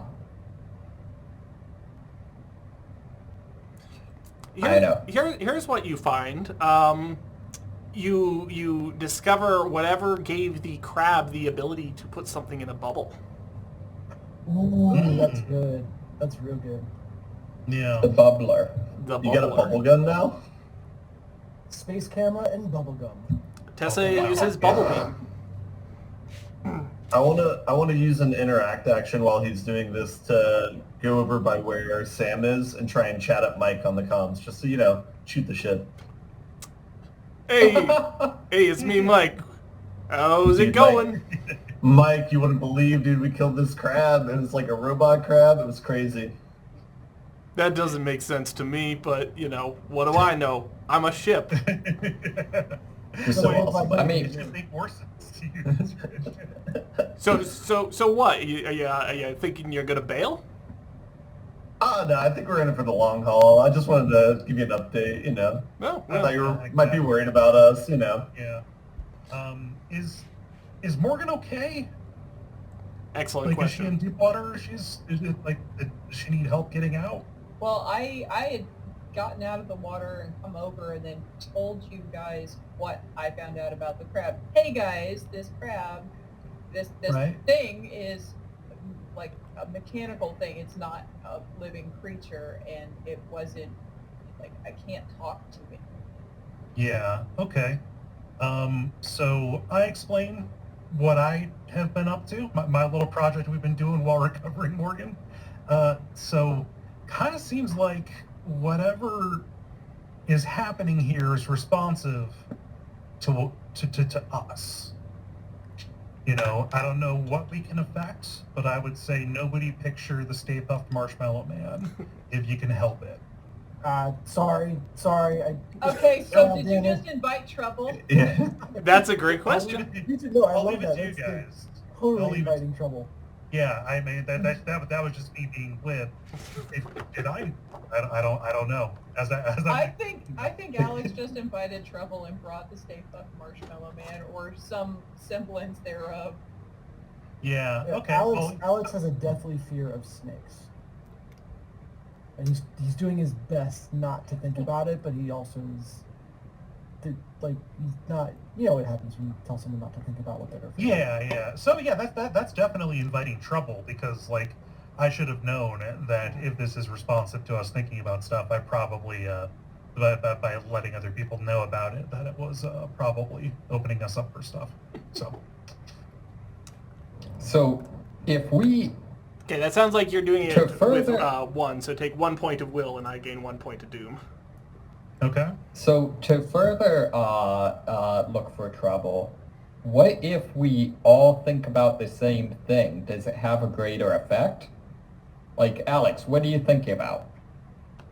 And Alex actually latches on and sees the ice kind of in the lake, the spider webs. He's like, let's focus on that. That could be our way into the city. All right, so let's all, I'm going to suggest looking for trouble by us all focusing on the ice. Okay. And I'm gonna modify it with my looker. Gonna continue envisioning the I interact and ask, are we gonna focus on fire to melt the ice? Or are we gonna focus on an entrance? Or what are we trying to focus on? Okay, let's focus on creating a 15-foot wide stable bridge of ice from this point that I point to here over to the other side. I'm thinking about it. Okay. All right, so group actions are kind of difficult to handle in this system, so we're going to be a little bit loosey-goosey. I'm going to say that everyone gains 1 point of will as you are doing this, but Hooray! I gain a commensurate amount of doom, which does in fact fill the doom track. Woo! Okay. Doom, doom, doom, doom. So what is going to happen, I'm going to call it a disaster. So you are focusing on this bridge of ice. And sure enough, as all of you bend your will towards it, these spider webs of ice start to solidify and deepen as this bridge is formed before your eyes. But all around you, you feel the air inside here get distinctly colder. And then above you, what was just a couple of thin wisps of cloud from the weather that was inside this tube starts to consolidate and agitate as storm clouds form above. Oh god, he had to go somewhere. All right, let's, I never took off my helmet, so I should be pretty good against all of that, but whatever, But- we need to move. But the frozen yeah, clock I'm going to take off definitely sprinting. fills. Yeah. Sprint. Where are you sprinting? Down the bridge of ice. I sprint your buffs. Let's go.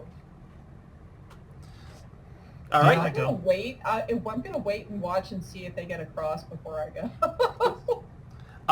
Yeah, watching your companions start to Sliding. sprint across the ice. The ice is slippery, they're taking their time. They're watching their steps, but the suits that you are in, the shoes are designed to give you sufficient traction, so they're not slip sliding like it's a cartoon.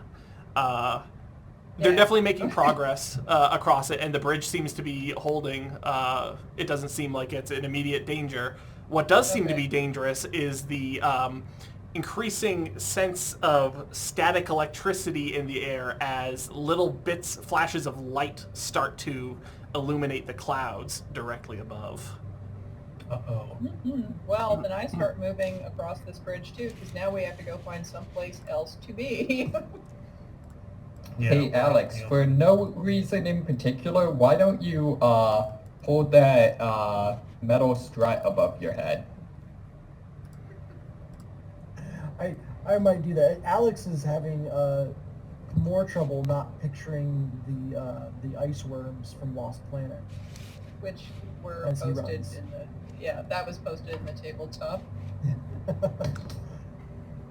Yeah, I'm hauling it. This is. Are you inviting trouble by not thinking about those worms? We kind of invited trouble earlier, talking about our fears maybe manifesting. So it's continuing to be in the back of my mind. I'm trying to fight it down, but it's there. But definitely running towards. I assume across the lake is buildings, right? Yeah, across the Yes. lake, there seems to be these huge gray, featureless slabs. Yeah. So Seems safe. Let's go. Alex is Yeah. booking it towards that. Like this is getting too weird. He's starting to be freaked out. Yeah, I just continuing to try to cross. The five of you make it across the water, and as you do, looking up, you're looking up at where the sky should be, and there is simply more land as this ring encompasses it. And above you, you can see these tiny little dots, which appear to be more of these crab creatures, taking their cargo to various parts of the city. What you just experienced seems to be happening all over the ring. Arriving at the other side, approaching these giant featureless gray slabs, they seem to more or less appear to be what they were at a distance, smooth and clean, just like the antechamber. But within this area, these streets, there is this haunting and bizarre simulacra that seems to be going on as you walk and seem to find yourself in the middle of a city street. What appears to be a vaguely paved road that you are on. There seems to be what might be a light post or a traffic light. But all of these are subtly off, the way that they connect to the ground. You know, they just kind of melt into it. The features aren't quite right. The most striking part, of course, though, is the seeming line of cars that sits perfectly stationary as you see in front of you what are undoubtedly the shapes of vehicles, but almost melting into the road itself, as if these car shapes were extruded from the ground.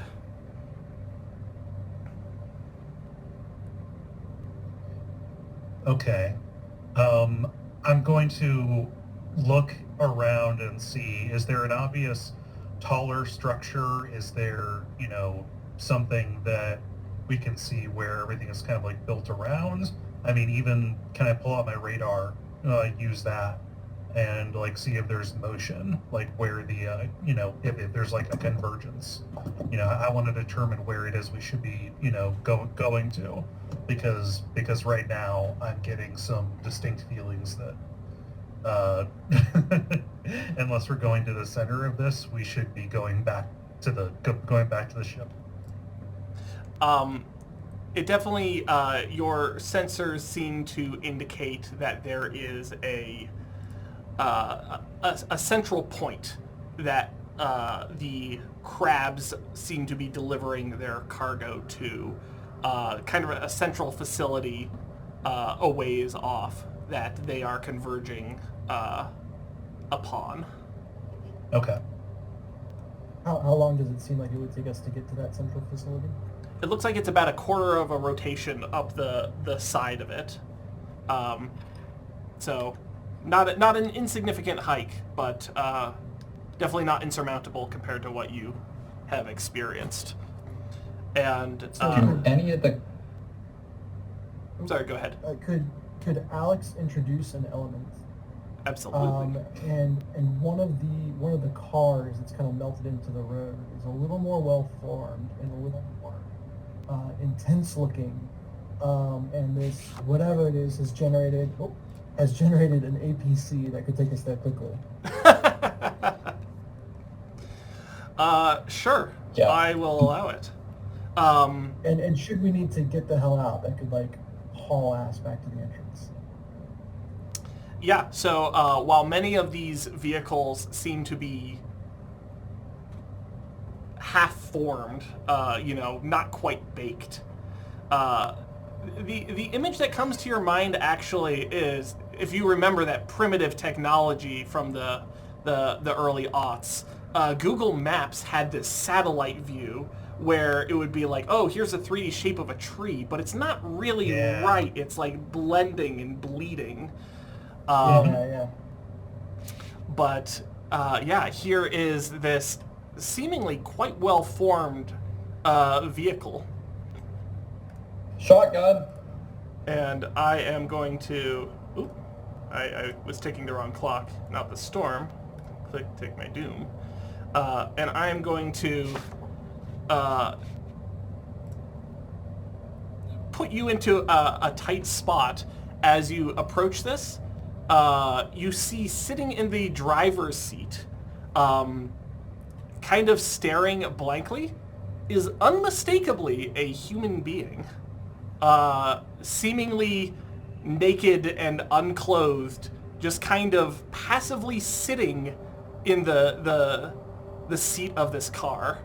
And as you approach, they kind of turn their head and like give you a blankly curious look. Morgan, you should communicate with them, or yeah. Well, the first thing I want to do is give a look over the whole scenario, like the person and the area that they're in. Does it look like there's any obvious wounds or anything like that? Is there anything very obviously wrong with them to begin with, other than the fact that they're naked and blankly staring? It doesn't seem like there's anything obvious to your eyes. The first impression is that this is very much like the deer. Could I? Okay. So I forget how we found out about the deer. How did we find out about the deer? Sam, that was you. You did something. Tessa had the bio kit. Yeah, the bio thing. So I'll walk over, and I'm imagining this is like Star Trek. It's always like, I've got my bio kit kind of tricordering it, and I assume that's going to be probing. Sure. Doing so, you do indeed get a very similar result. As far as your sensors are concerned, this is a newborn. So I do, just for the shits and giggles of it, try to hello, in multiple languages, see if they respond whatsoever to words. They are pleasant and seemingly happy to be interacted with, but it becomes quickly obvious that they do not know words. There are no words for them to respond with. Okay, I'm going to pick Hey, them you up. went? You No, got it. go for it. Yeah, I'm going to pick them up and put them in the back. And I'm going to strap them down if I can with the like, whether it be cargo, whether it be just the general seatbelts, because we need to drive this thing, and I don't necessarily want to abandon them, but I also don't trust them not to start attacking if that thought kind of enters their head if we get too close to us. So I cleared the driver's seat and put them in the back and strap them down. They are receptive to your shepherding of them. With little resistance, they seem to follow your instructions. Okay. And now you guys Hey, have a good car. call. You said we can drive now? Yep. Yeah. Alex is like, time to get to the center of things, and heads towards the center of things. Yeah, I'm definitely in the seat going, badass sports car, badass sports car, badass sports car. Not actually doing an action, but I'm pretty sure that's what Tess would be doing. Excellent. I'm taking an action to watch my radar, just to monitor for threats. What I don't want to happen is for us to get sideswiped. Does anybody have high levels of stress right now? I have 2 stress. All right, I'd like to spend an action recovering their stress while we're driving in the car. Making soothing ocean sounds. Excellent. What's the? So I'm invoking my fixer quality to do that. Perfect. What's the level of effectiveness of that? If you're evoking a quality, then you're going to have standard effect. If you can evoke a quality and an advantage, you'll have great effect. Gotcha. Okay, so that's fine. Level 2, then that would remove 2 points of stress then. Correct. Okay, I am no longer stressed about being in a bubble, which now Tessa has the ability to do. Alex. Does anyone else have stress? I have 1. Yeah, same. Alex, you are driving this vehicle, and it's deeply unnatural as when you get in and start piloting it, the steering wheel moves, but like the shifter seems to be purely decorative. The car is completely silent, with no engine noises or vibrations of any kind, as it just smoothly glides across the landscape. If And it fits with what's actually going on, could the engine noises be like what a kid would imagine, like if they were playing? like an onomatopoeia, like pew pew. Yeah. Yeah, maybe not all the way there, but like strangely close to that. I will leave that up to headcanon. Okay, But that's in my head, yeah. but as you are driving across the landscape, the clouds above are roiling tumultuously.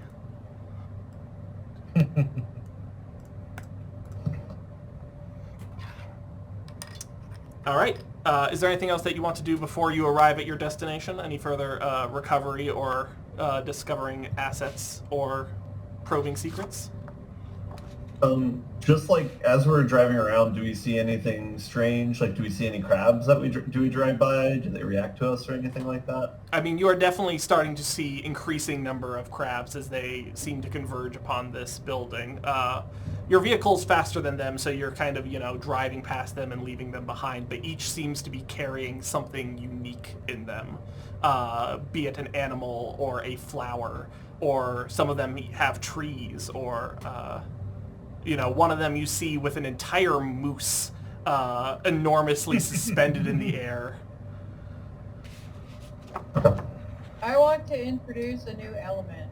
Yes, please. I want to have another car zooming by for Alex to have to deal with. I want to introduce another car that's actually in motion. All right. Is that an element or is that trouble? That could be either one or both. The result of this seems like it's not going to be helpful, so I'm going to call this inviting trouble so that you get some will out of it. All right, so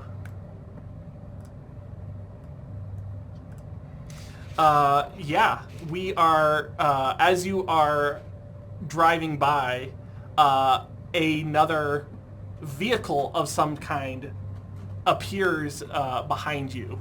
Your mirrors are non-existent as they are the shapes but without any reflective material. But someone in the back, Sam, you are sitting with your naked friend, and they just kind of like smile and point behind the vehicle. And following his finger, you see that there is a looming shape on the horizon approaching fast.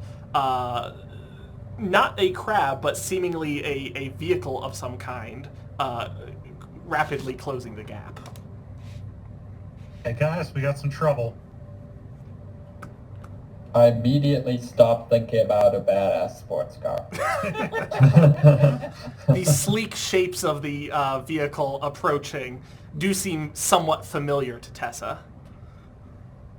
Damn it. Did you invent cops? You didn't even pull over.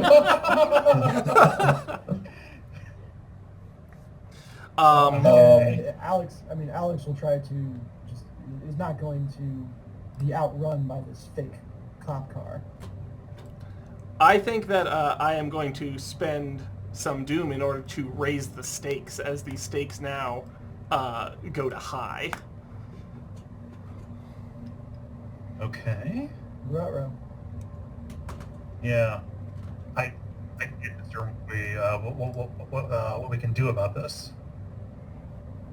I'm sitting in a seat. I don't know there's much of anything that I can do about it. I use my scanner though and see if I can detect anything about this vehicle. Like, can I see if there's hello Kitan?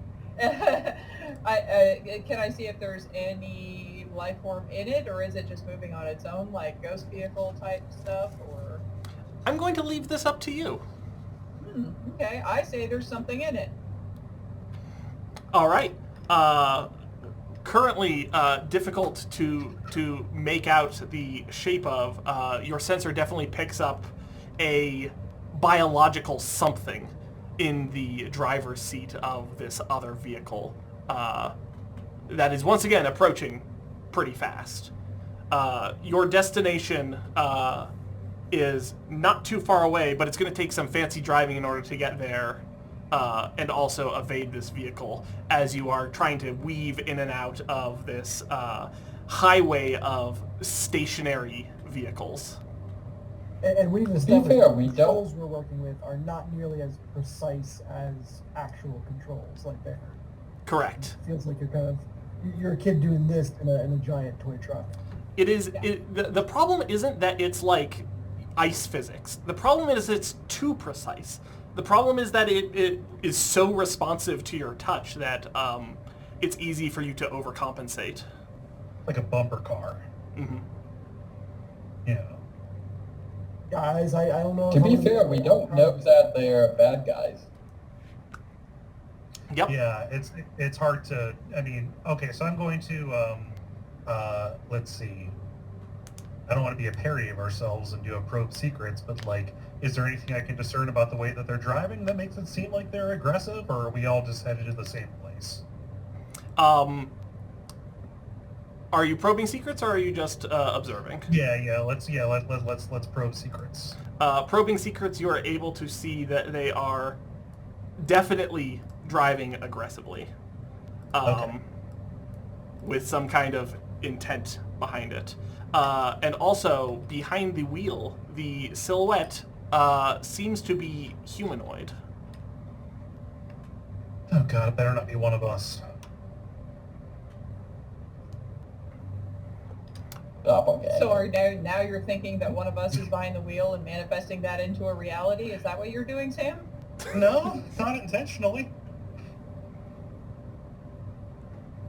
I think we should just keep the positive vibes going and all focus on arriving at our destination and just don't make eye contact.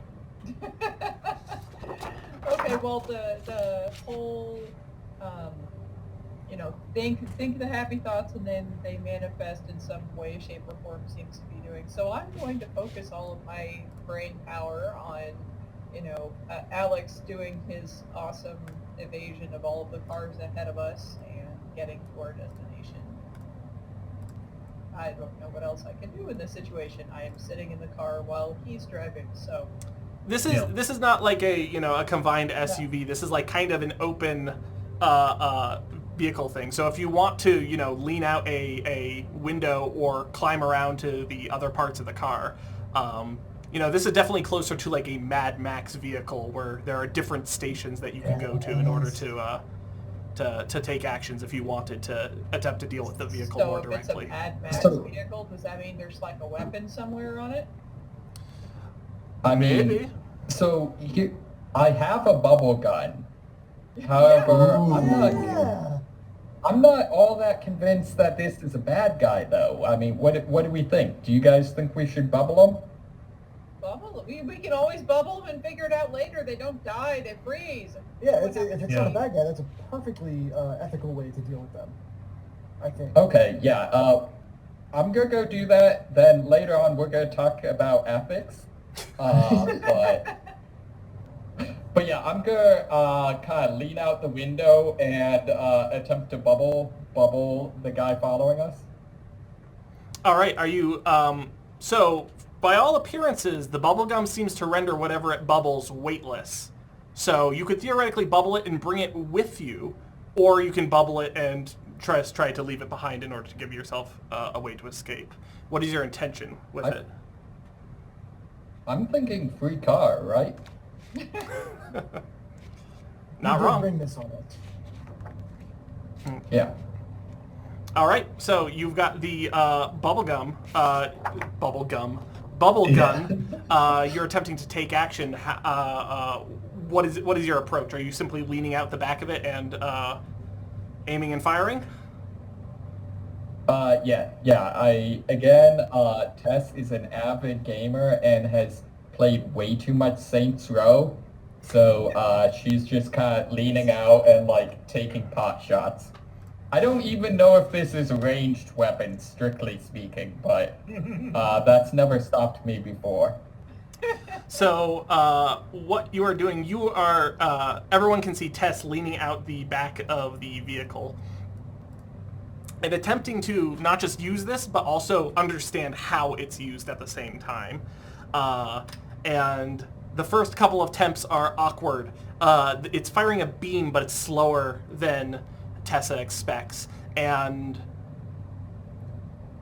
the vehicle in question, when it sees this threat, suddenly does some incredible stunts, absolutely dodging and weaving and skidding and spinning in order to evade every shot that Tessa is throwing at them, moving in a incredibly surprising manner, making him very unpredictable.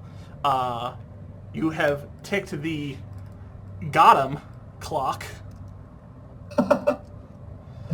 twice, and you are continuing to exert effort. So you can continue to do it, or someone else can try to change the situation in order to give you that advantage that you need.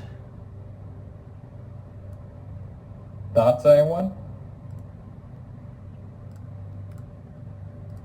Well, I was looking around the vehicle because this is a Mad Max-ish type of vehicle to see if there's anything else.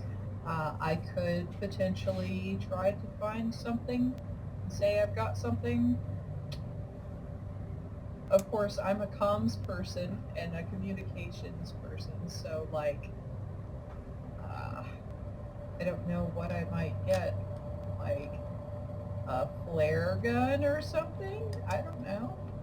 Like maybe you something to help. Oh, go ahead. You would like to find a weapon of some kind, correct? Yeah, some kind of a weapon, or not necessarily a weapon, could maybe be used as one, but not blatantly like, here's a machine gun. You know what I mean? Like, I'm not a fighter person. I'm a communications linguist.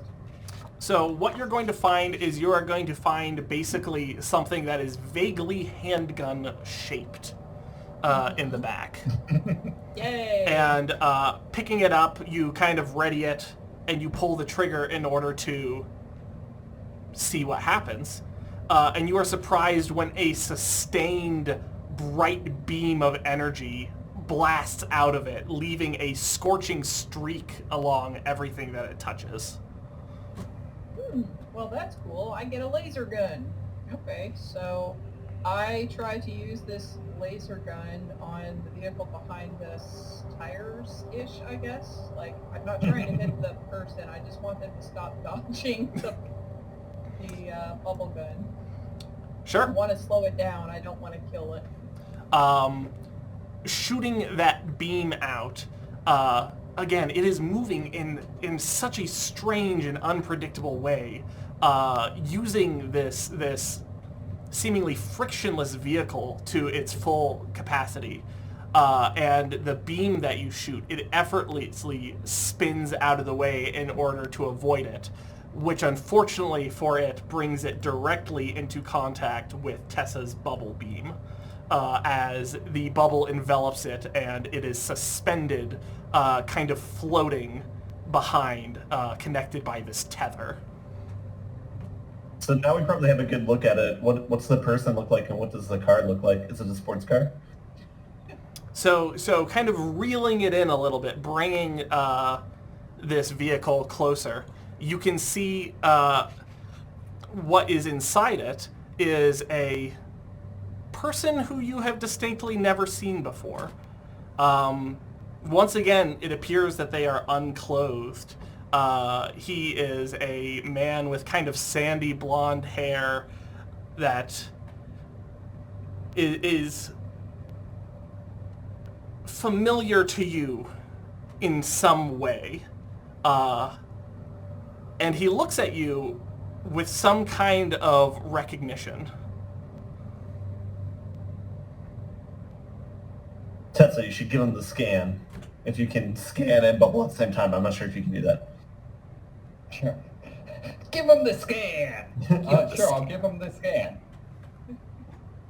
I'm going to go ahead and say that Morgan might be assisting you with this, with her communications tools. So we're going to call this Probe Secrets. And at that point, as you bring them in, basically, Tessa, your scanner reveals, once again, this seemingly is a newborn. But Morgan, your communications tools hear a familiar voice coming from this paralyzed figure as they say, Hey guys, I don't know where I am. I don't know what's happening. Oh my god. Mike, we gotta free him. But why was he chasing us? Mike, why do you have a body? I don't know! And that's Oh suddenly my God. where you realize, where you recognize it from the video demonstrations of the original real human Mike back on Earth, who was the model for the artificial intelligence aboard your ship.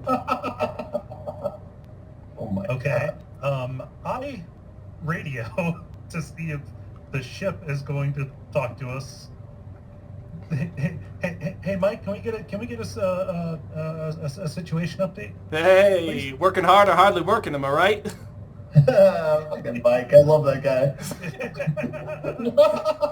Nick, if you had to envision yourself, how would you describe yourself? Handsome, muscular.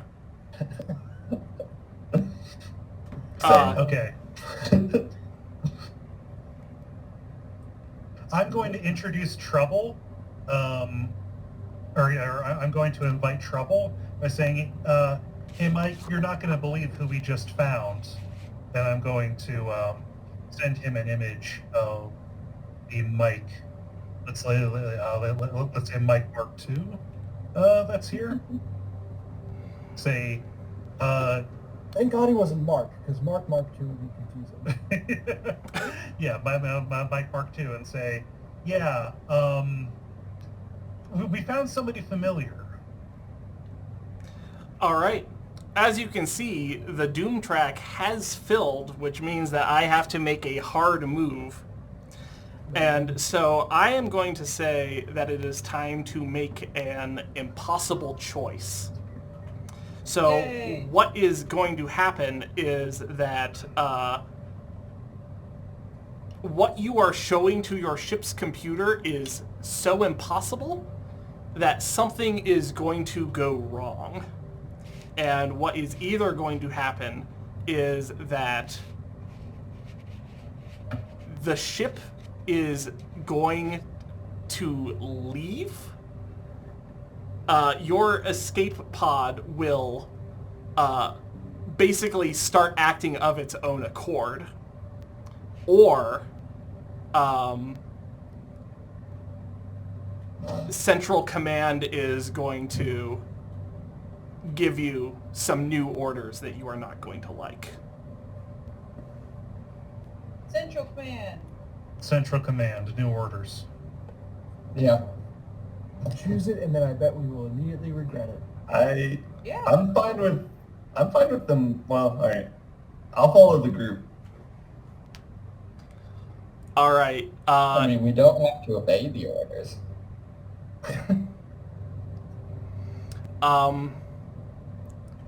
You're going to hear an awkward pause on the other end of this line. And you are going to hear the ship say, that makes things awkward for me in particular. Why is that, Mike? Look, What's going on, Mike? I got some news.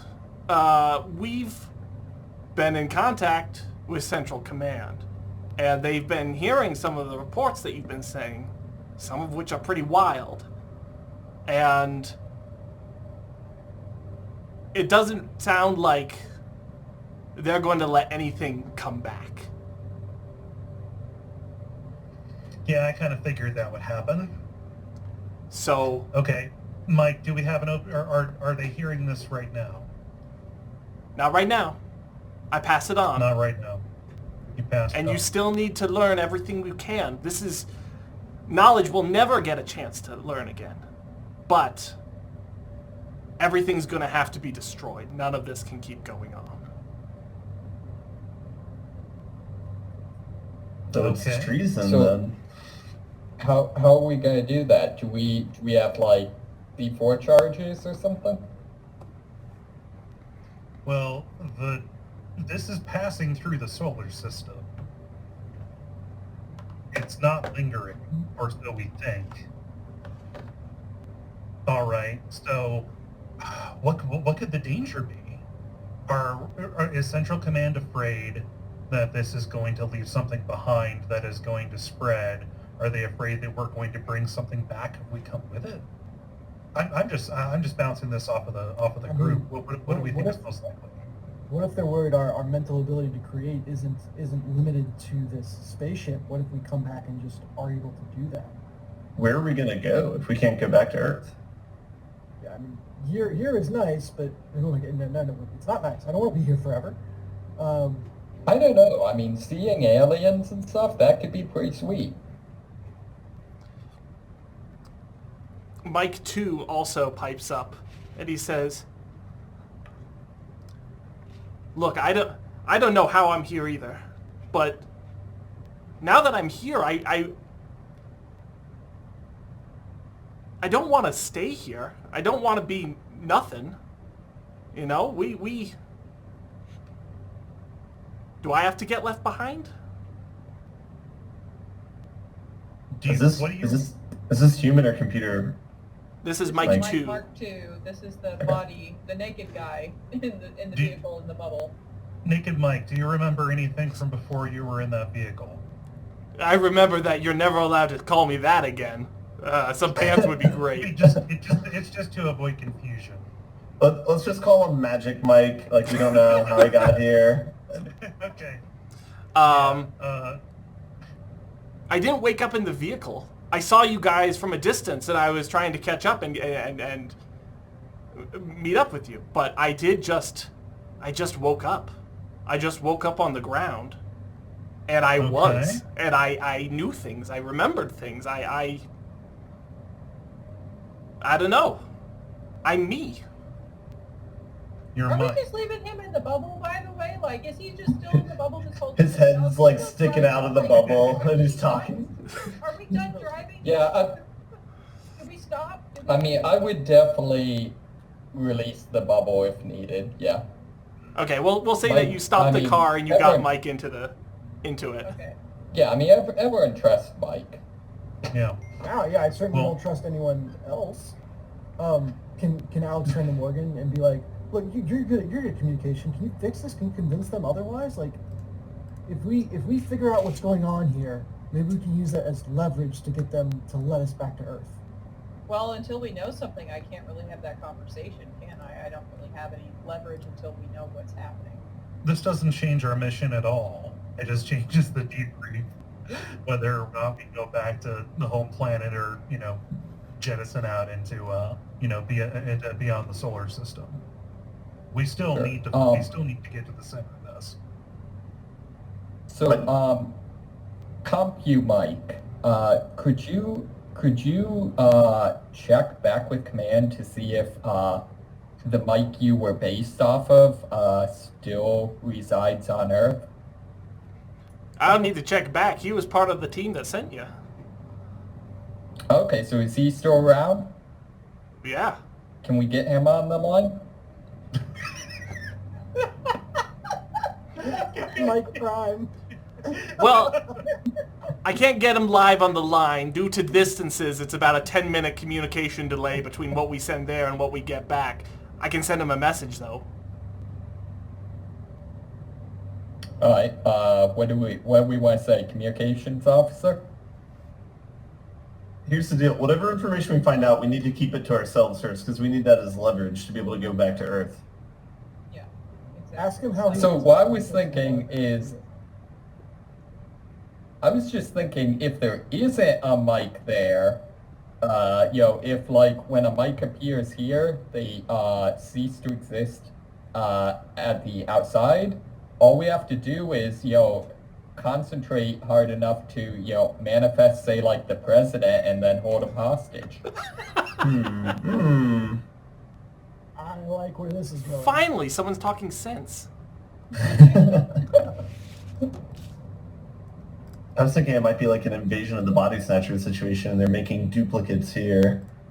But to what end, I don't know. Well, I mean, maybe we should actually get to the Citadel. Yeah. Yeah. The Citadel looms large as your vehicle finally comes to a stop. In front of it, you can see dozens of these crab creatures filing in to this building that comes up like a giant spike out of the landscape as they steadily march in, bringing their payload. Does it seem like the crabs are noticing us, or are they completely focused on acquisition? They continue to be focused on their duty. Okay. Yeah, duty. Okay. Seems like we continue in. I have no reason to believe we gain anything by staying here. Yeah, we gotta get to the bottom of this. Let's go. Yeah. Mike, we'll talk to you later. Mike 1. Please call me Mike Robo 2, I Mike. guess. There's Magic Mike. There's Magic Mike. there is Ship Mike, and there's Mike Prime. Okay. Yeah, Ship Mike. We'll talk to you later, man. Sorry we have to leave you. Mike Yeah. 2, I'm not sure what we're doing with you. Well, let's bring him with us. Yeah. Okay. He comes with us. There also is Alright. that other person, not necessarily Mike, that we originally found. Strapped down. Yeah, that's Yeah, in is the that- car strapped down. Is that person still. starting to look That more like weirdly Mike? is unable to talk. Yeah. Yeah, this person Yeah, seems to be they're- a dum-dum. Yeah, I've got a medical kit. I figure if we need any replacement organs. Good idea. That I have got cutting dark. tools, so yeah. I don't know about Call that. that one Proto Mike. Yeah. Let's have him come with us. The John Doe or Jane Doe, whatever we have, the Doe, seems compliant. So, let's, Sorry guys, I've been playing a lot of RimWorld. Lots of harvest these people for organs. Alright, let's try and find a way in, I guess, to the spiky building. Finding a way in seems trivial. You can see the single file line of these crabs as they orderly march into this entrance at the beginning. And we are going to call this a new scene. Everyone, please take a point of will. okay. And the stakes are going to drop down to low. Don't worry, we'll fix that. Yeah. What are but yeah, what are the storm clouds looking like right now? The storm clouds continue to roil and threaten with these bright flashes appearing throughout them. The cold wind continuing to pick up speed as dust and detritus kind of whips through the air. But for now it hasn't fully broken. Well, let's head inside then, guys. Yep. Okay, so we head in, I guess, past the single file line, past all these critters. Do they do anything when we're walking by? That's the question. Are you willing to just walk within, a couple of meters of all of these creatures, one of which was nothing to sneeze at, and now there are dozens? Or do you attempt to find another way or some kind of subterfuge? I send Doe in. You send Doe ahead in? of us. Yeah, let's nudge him in. See if Yeah. anything happens. Okay. Yeah. Well, I take one of Tessa's bolts. I throw it into the building, and I say, "Hey, go get that." He kind of smiles pleasantly and then starts walking towards it. And as he does, only a few meters in, one of the crabs kind of looks at him and then bubbles him, taking him as well Oh shit. as he is brought deeper into the Okay. citadel. Good call checking. All right, so we go another way then. What? So, a possibility, what if we find something to bubble and this, just go in, hello, fellow crabs? That's what I was gonna suggest. Is there anything around, are there any, not rats or anything we can bubble? Yeah, there's me. Okay. So Yeah, we'll let's decide play it. I'm good. If you're Wait. volunteering. Yeah, are we all gonna go, or are we just sending Tessa with Bubble Mike to try and sneak in? No, we all gotta go, for sure. Yeah, I mean, how many legs do these crabs have? You can see that they have 6 legs each, as well as 4 arms. Okay, so... Okay, yeah, so we'd be about right. Okay, well, all right. So three of us walk, and that leaves Mike, and then 2. He'll be in the bubble. Yeah. Can if we huddle around Mike, can the 3 of us be bubbled? Okay, to, so go in. 2 people piggyback, and then the third person's holding the bubble, and that's 6 legs. So Yeah. Alex starts laughing. He's like, "Hey guys, this is a little too much like that team building exercise we did before we left." Smart, we did it. Mike too laughs and Yeah, I you mean- guys look like dicks. You should have seen us on this jetpack earlier. Sorry, I missed that one. Alright, assume crab formation. You okay? Assuming Okay, who's bubbled? who's bubbled then?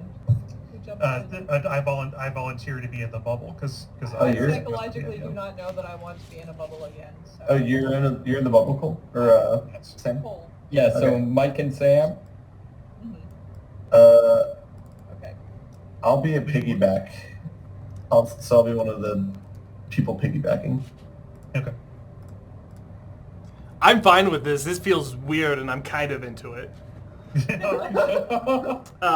with that, You want answers? This is how you get answers. and with that, the bubble envelops you as crab formation begins to walk towards the entrance and make their way in. So whoever is taking point as crab, I'm going to need you to take action in order to infiltrate. Alright. Wait, would that need to be me since I'm holding the bubbler, or? Not necessarily just any, but whoever is in the crab formation. I'm taking a point of will. I'm taking off a point of will. Sure, okay, so you want to do it? Sweet. All right. So, making your way into crab formation, you fall into line, your payload hovering weightlessly in front of you as you enter this exceedingly dark building. The interior seems to be bereft of lights. The crabs apparently do not need light to see, or at least to navigate this area, and only the glow of the bubbles themselves casts a unnatural light upon it. And you find yourself in this dark, enormous, hollow spire. and within it you see these huge, long cylinders protruding up out of the ground. And each of these cylinders seems to be full of these like hollow cells, almost like beehives, where they are slotting the various animals and creatures and plants into these cylinders for storage.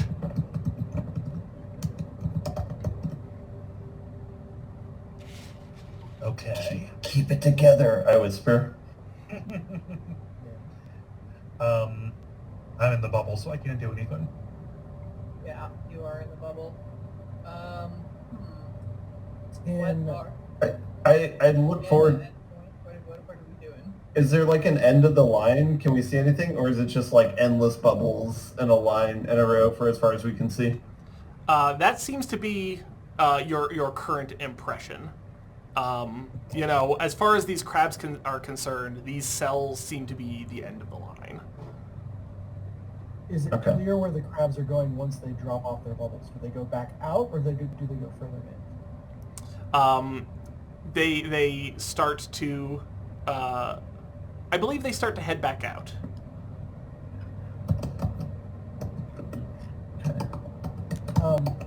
Can I spend some will to introduce an element? You may.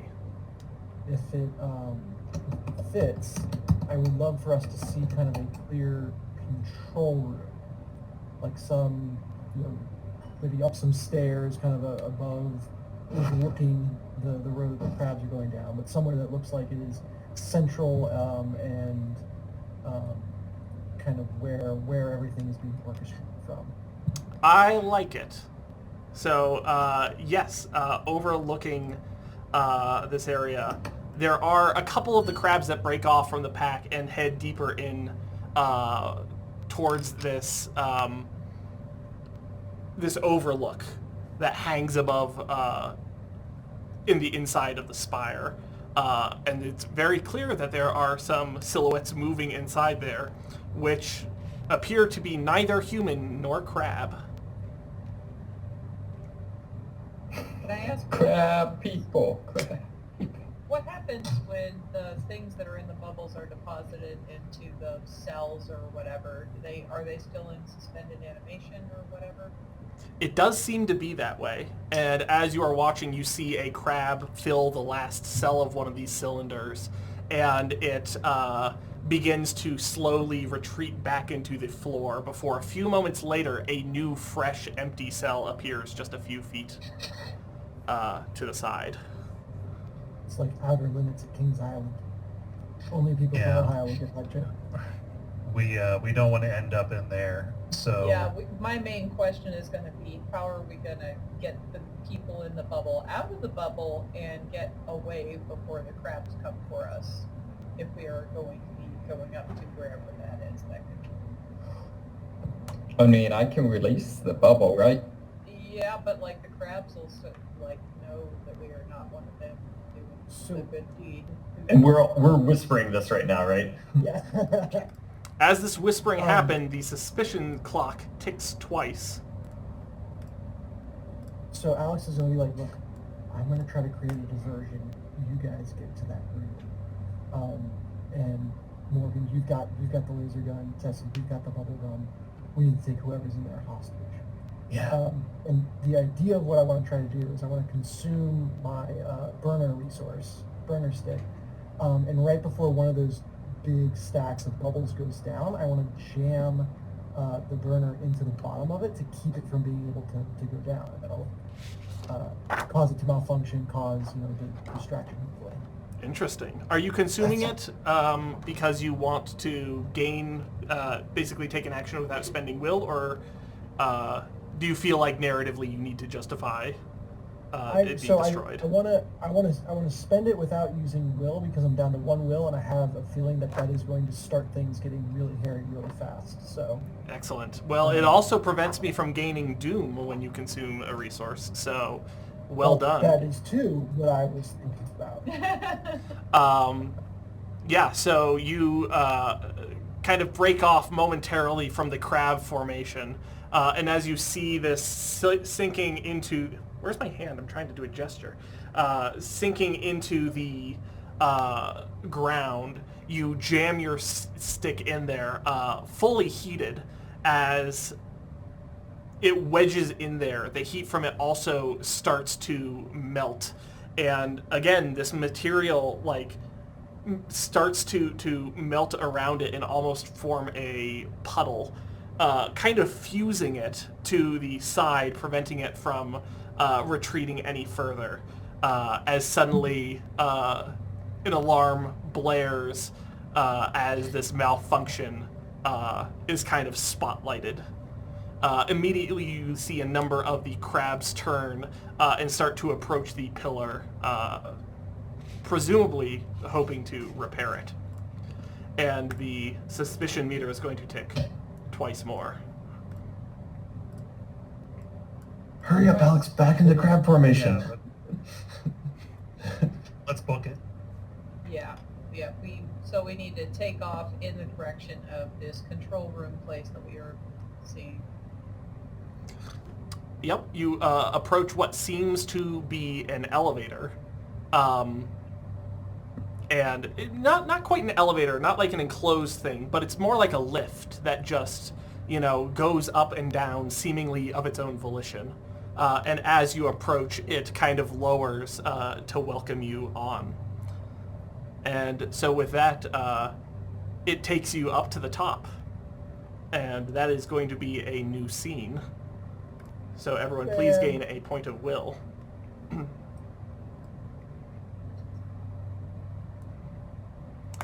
And we're going to call the stakes rising.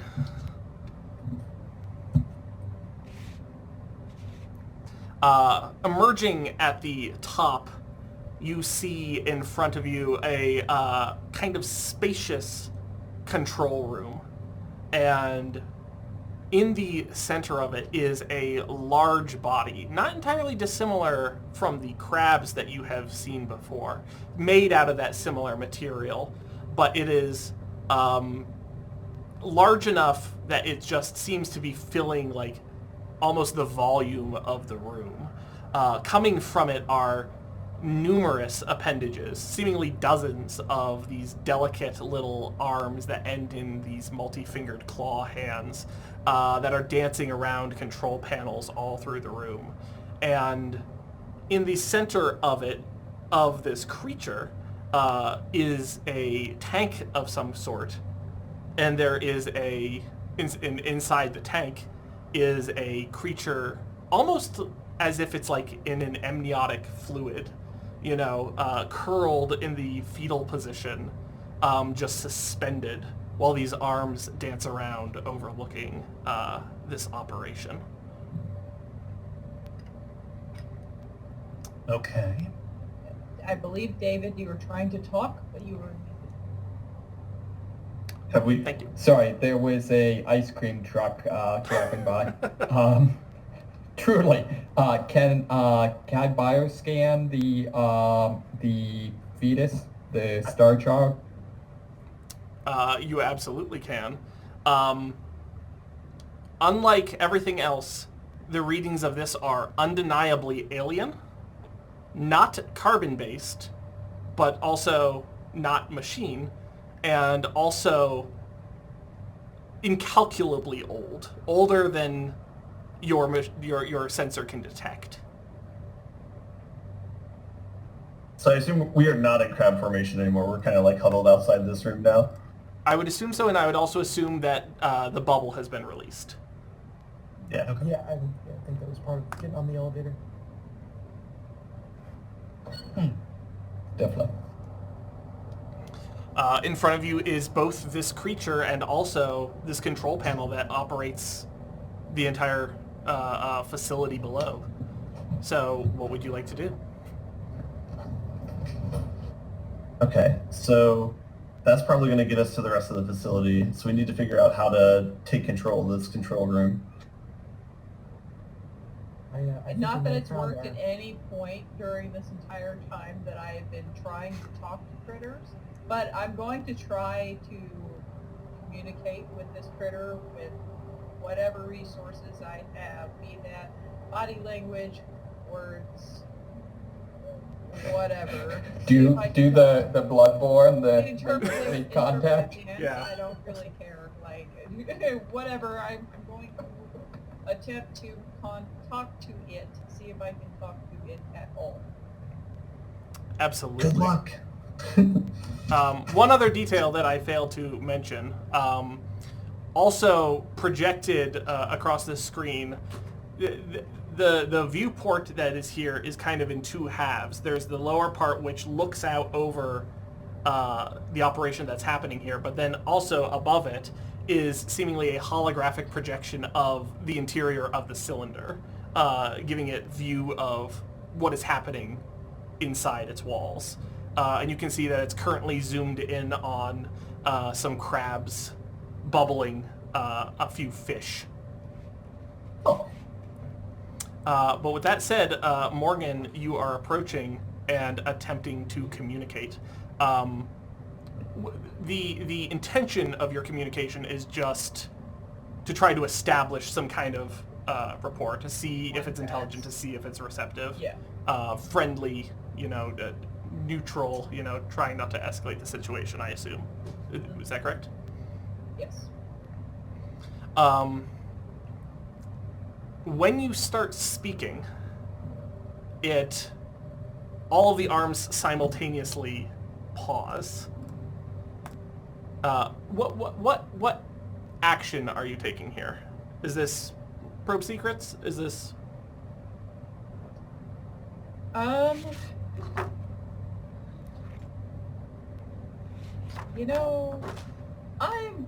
I guess I'm going to introduce an element. I want this damn thing to communicate with me. I want something to communicate with me.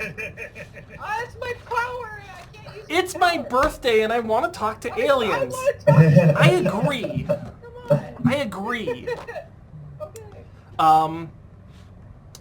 Yeah. So the question I was if that I was intending was do you have a quality or advantage that will help you? I have communications as my quality. Perfect. So I'm. I think you are going to hear from the creature a couple of aborted attempts.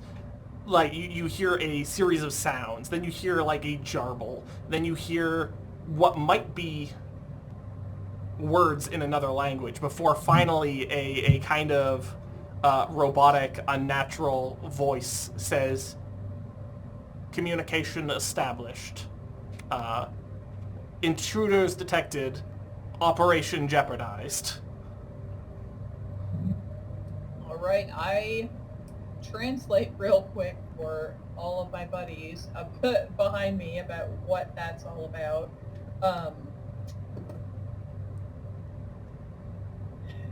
I mean, I don't think we want to jeopardize anything. No, so like I try to explain in whatever words I've got to this creature that we are just a investigative team. We don't mean any harm. We actually aren't even,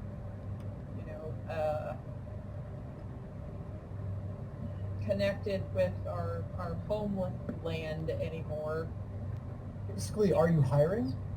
Yeah, are you hiring? Yes. We got a bubble gun. The creature seems to be preoccupied. It's hearing your words. It's understanding you. But it seems very focused on its current mission. So I'm going to create a new clock called Snap Out of It.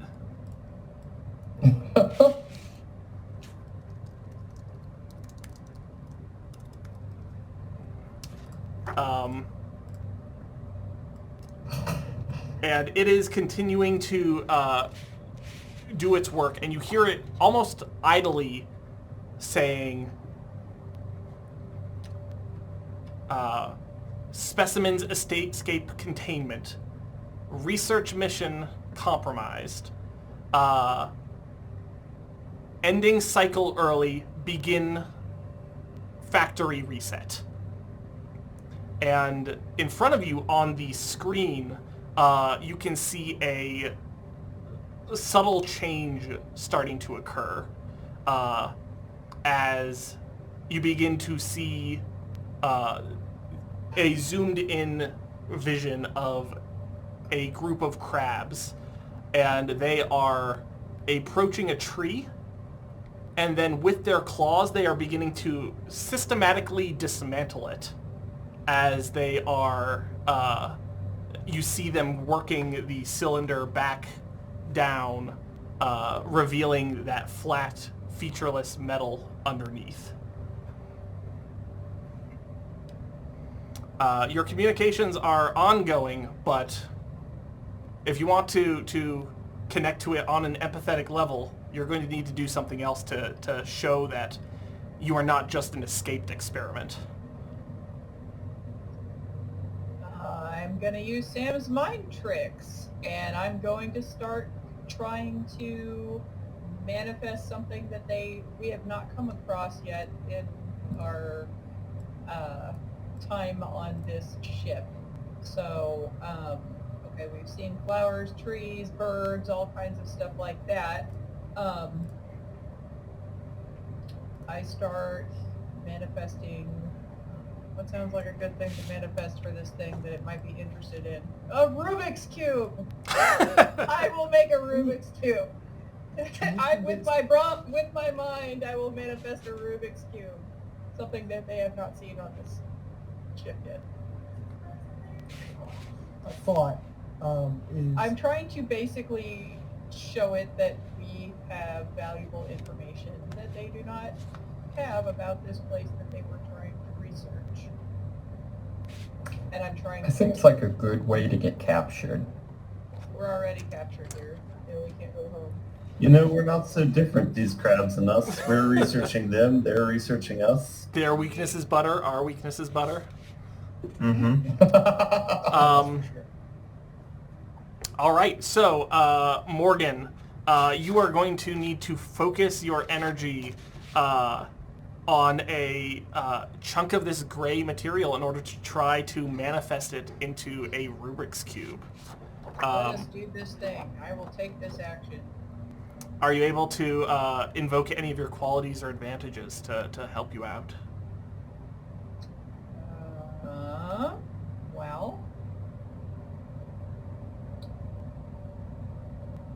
with my advantage as a scanner, I'm gonna take that to be like a 3D scanner / printer type thing. I'm going to use that because I have photographic memory and I can know exactly how to make that Rubik's Cube real fast. You have an excellent visual thinking. You are able to turn it in your mind and able to strongly project your vision onto it. Yes. So with that, you are going to reach down to it and then just kind of pull up a Rubik's Cube from the material itself. And then very visibly in front of this creature, you're going to start playing with it. Just start, spinning it and just demonstrate to it what you have to offer. As I make magic happen. You make things, we make things. Yeah. All right, I think this is an excellent plan. I think the creature is... you know what? I just feel like that should work. I just like that. So I'm going to feel like the creature is going to kind of pause for a moment, and then two of those many arms are going to slowly reach out towards the cube and seemingly request it from you. I hand it over. You see those delicate fingers kind of spinning it back and forth at high speed as it attempts to understand the purpose. Oh. And Good luck. Good luck. for the moment, it is occupied. While it is doing this, is there anything that the other members of the team would like to do? I want to start looking at the computer and seeing if I can figure out any information, if there's any like switches or anything to open anything. There I'm are. going to approach... Oh, There is every switch for everything. Yay, switches. Are there buttons? There are buttons. There are switches. There are knobs. I would like to spend an action to take a chance and push buttons. I approve it. All right. Still not as good as zippers. While Amanda's doing that, Sam, what were you thinking? I was going to approach the tank and try and look and see what kind of interface there is between this tank, the floating body in the tank, and all of this machinery around us while he's occupied. All right. I'm going to resolve that first because that seems like just regular observation rather than probing secrets to get deeper knowledge. Would you agree with that, or are you trying to? Yeah. I just want to see if there's like a wire harness, if there's a plug in the back of this. You know, how is this thing kind of communicating its intention out to the greater machinery? The tank itself seems to be almost like a water cooler, whereas that like encased tank, but it has maybe some kind of drainage port at the bottom. Okay. But between the fluid of the tank and the creature itself, there are no connections or wires. It is simply suspended in there, and then this tank itself is connected to this malleable gray substance that is its body. Okay. The interface between it seems to be not mechanical in nature, but more direct. Gotcha. If that makes sense. Okay. Yeah. Sounds like the tank at the end of Inside. Ooh. We got a lot of things going on at once. Could I leverage my bolts quality to look for a way for us to bolt? It just needs to be establishing the element. Like, once we resolve what's going on here, I want there to be an escape pod that we can either negotiate or force our way into. Yeah, so go ahead and why don't you spend a will to introduce an element? Yes. Okay. Cool. There is an escape pod that we feel like we can get out on. Okay. We are going to call that from here. There was the lift that led up to it, but there's a lift that leads further up. And it leads to something. I guess we'll find out. But with that, we're going to dovetail that with simultaneously Amanda pressing buttons, which is going to feature nicely with the Doom track filling completely, which means that Purely coincidence. which means at this point, I think the alarms are going to go off in earnest. The security systems that are in play fully deploy. Lights are flashing, and you can see below you all of the crabs are simultaneously turning and moving as one towards you with very deliberate intent. Fortunately, there is a lift between you and them. Unfortunately, the lift is going down to meet them. So that is trouble, and the stakes are going to raise all the way up to calamitous. Okay. And so right now the room is bathed in this red light. These creatures are coming towards you, and it's just Morgan and the creature in the tank slowly trying to understand each other. Okay. Hey, Ben, or I'm sorry, Amanda, while this is happening, could you work with me using your fixing ability and my space camera to try to download as much information as we can from the system before we have to bolt? Okay, so you're trying to like plug something in the computer right now for like a USB or something like that? Right, but I'm figuring I definitely don't have the knowledge to like interface with an alien system, but maybe you do. I can spend the will and try and figure it out, but we Yeah, is there support for like dual people using their abilities to do a thing? Not particularly, but we're just going to go for it. all right. Okay. All right, so I spend a will. I'll say, yeah, let me see if I can fix this together with the computer and see if anything can happen. I'll just press some more buttons randomly. Yeah, I think just pressing buttons is what's going to happen. And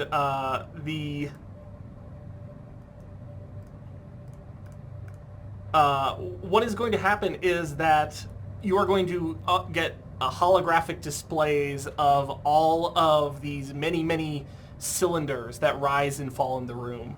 And it's going to show you cylinders full of things that you've never seen before. Alien life form from dozens of other planets. All displayed in front of you. And all you have are these fleeting primitive tools to try to capture as much as you can. So can I argue for a gaining an advantage simply called the evidence? Yeah, absolutely. Yeah. Meanwhile, can I, in my attempts to communicate with this creature, continuing to invoke my quality of communication, see if I can get this creature to turn off that freaking alarm that's going off right now, since we are not a threat. We're making bonding time happen over a Rubik's Cube, and we're solving the puzzle together in friendship and good faith. We're on our way out, I promise. We do not want to take anything. Yeah. I think you certainly can. I will spend whatever will needs to happen to do this thing. All right, and you are going to evoke your quality of communication? Yes. All right. With that, you are going to fill up the snap out of it clock. Yay. But the stakes are also calamitous, which means that the doom will also fill. Woo. So what is going to happen is that the creature, you will see them not look at you, because again, this thing is just like this fetal thing in a jar. It's not actually looking at you or interfacing with its physical body at all. It's only this proxy body that it is using.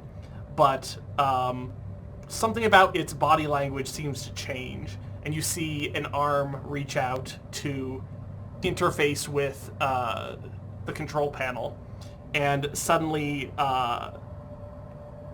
the blazing alarm seems to pause, and then it reaches out with one of its hands, and it touches you on the forehead. You see this claw reaching out and pass through your helmet, like the helmet seemingly just giving way as it reaches to touch you. And it touches you square in the forehead. And you are going to reach a breaking point, which means that your stress is going to max out.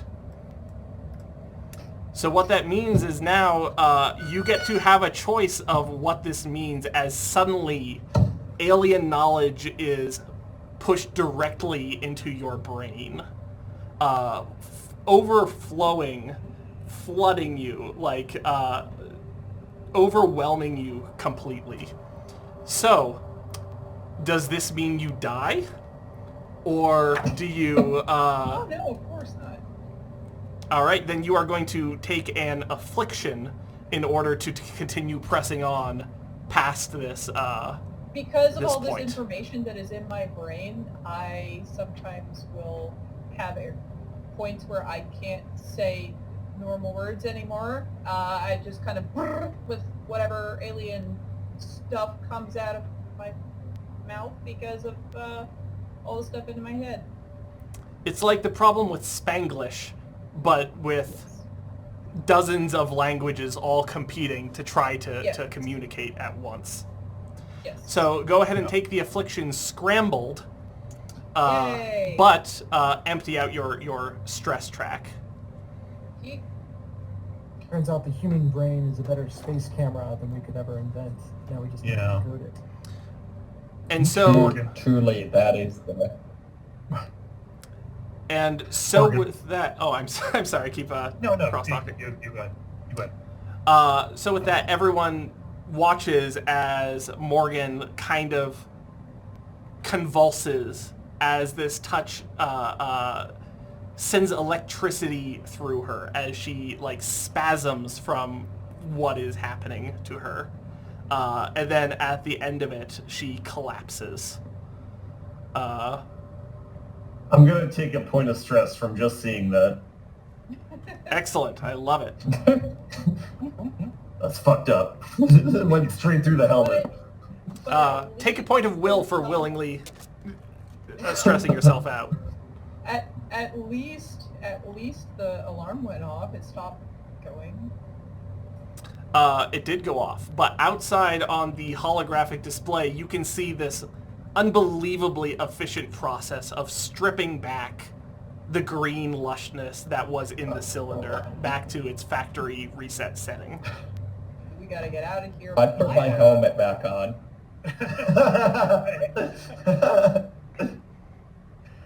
Morgan, what does it want? I'm on the floor convulsing, right? Or am I done with that? Am I able to speak now? I say garble. I can't. Can I, okay, so I don't have a will, so I guess I'll need to look for trouble by, can I use my, I have a medical pack, to attempt to treat Morgan, maybe have some medical marijuana or something. Some back alley medical devices. If you consume a pack, then you can do that, and we won't suffer, which we are already pretty maxed out on. If I can what? If you consume... Oh, yeah, good call. Yeah, I'll consume the med kit. Yeah, no, good call. Okay. All right, consuming the med kit, you kneel down over Morgan, and you do something. I'm not sure what. Give her some morphine. Yeah, Tranquilizer usually work. some kind of sedative, something to snap her out of this cycle, because her mind is moving so fast that it is preventing her from functioning at this Yeah, point. I definitely do the Star Trek, like, I make some sort of weird analogy of, like, I don't know. The Vulcan, like, shoulder pinch or whatever. Yeah, that's it, yeah. You pinch her shoulder and she's better now. But with the application of this sedative, yeah, Morgan, you are feeling distinctly more yourself. It is still overwhelming. It is still just on the edge of consuming you. But you are able to be present in a way that you weren't. Okay, so I tell them immediately, we need to get out of here. That's about the simplest thing I can get, because with as much as what is going on in my head at the moment, it is hard for me to even begin to explain what's happening. And right at the moment, our priority needs to be to go. So Well, let's use the other lift then. I dash over to that and look for any way to activate it, a familiar control panel, anything like that. I tossed the USB to Tessa that was downloading data and start to head towards the elevator. Sweet. I I follow. I head over with Sam and see if there's anything that, with my new knowledge, I know how to do if it's unfamiliar. Interface. So I Okay. have to operate this lift. Um, Can I spend will? Or is it okay? just similar to the other lift, your approach, it seems to respond to it. Oh, good. And so without requiring any further effort, the lift comes at your call and takes you up. And at the top of the spire, seemingly directly in the center of the cylinder, so that the entire world is equidistant on all sides, there is a small vehicle, not entirely dissimilar to the cars that you had been in, where it is vaguely vehicle-shaped but also smooth, and its method of operation is unknown. But it seems to be waiting to take you or whoever else approached it where they needed to go. So I spend some will to probe secrets. I should know something in my brain full of alien knowledge about what this is or how to operate it and all that. Excellent. So, remind me again about the first car that Morgan owned. The first car that Morgan owned was a jalopy. It was really terrible. It was an old vehicle, very clunky, but very spacious because it was an old vehicle. And Morgan actually had to do all of the work on this car. This is a little too much like life. Herself, and knew that car in and out. Let's just say that. Morgan, as you sit in the driver's seat, the vehicle itself shapes itself to this very familiar shape. Turning the key in the ignition, which of course it was there, you hear that familiar sputter. You sigh and roll your eyes a little bit as you have to jiggle the key just right in order to get it to take, and then it does as you feel the familiar vibrations of the engine in the front of it. To everyone else, you see the continued sleek shape of it, almost like an arrowhead, and inside is just this morphed interior of a car that has appeared at her touch. With it complete with all of the ceiling stuff coming down and being pinned back up, and dice on the new. From her exact perspective, everything is exactly where it should be. But like moving just out of that perspective breaks the illusion as you see the artifice around it. Weird. I'm not asking questions. I am doing whatever I can to get into a secure spot within it. Wait, so this raises a question. Doe, you coming with us? Doe got bubbled. We got Mike too, though. I was gonna ask Mike too what he thought of all this. Yeah. Wait, I thought Doe was still with us. No, Doe got bumped. We used him as a canary to see if That's right. Yeah. So Mike, you with us? Hell yeah, I'm with you. Let's go. Alright. So, Alex, With just before. with go ahead, that, I think that we are at the end as we montage towards the finish line. Can I do one thing before we finish? Yeah, absolutely. I've been eyeing this, last resort action the entire time. Okay. So Alex kind of pauses and he's thinking, he's like, this isn't all we can take away with us. And he turns and my last resort action, he's going to go back down the lift, which, the crabs are starting to swarm over the room we were in before. And when the lift comes back up, he has rolled the canister with the alien being. That he has somehow gotten on. So Alex got in the process, but he got the alien life form onto the lift for you guys to take with you. So are you saying that Alex dies in the process? He sacrifices himself to capture the alien. And dethrone God. Yeah. There's a moment when you realize that Alex wasn't behind you, and when the lift comes up, he is covered in slashes from these security systems. But in his hands is this enormous tank with this floating being that he brings, and with that, everything starts to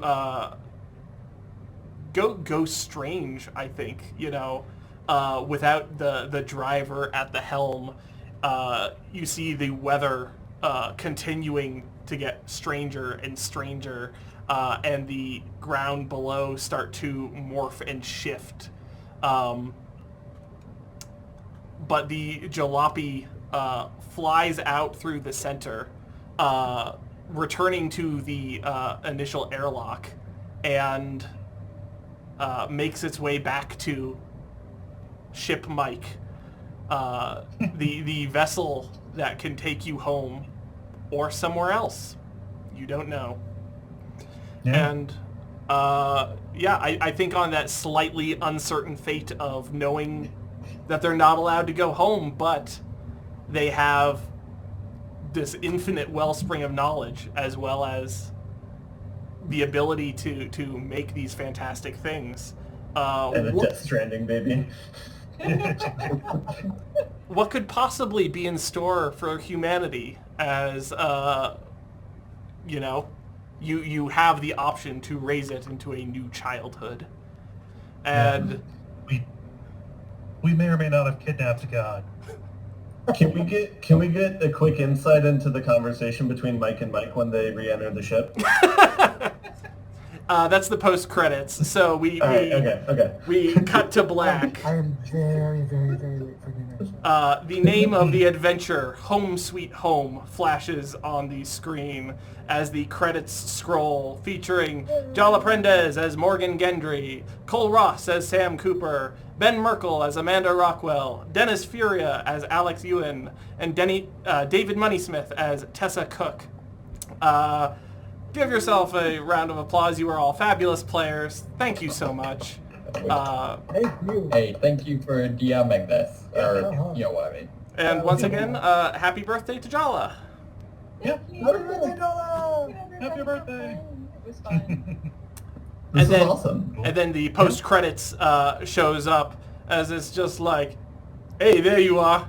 About time. Where you been? And then, hey, I'm walking here. Hey, I'm walking here too. hey, I'm flying. Yeah, well, you don't have a physical body. Get out of me.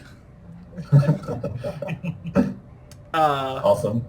Yeah, so that was our game. Thank you so very, very much.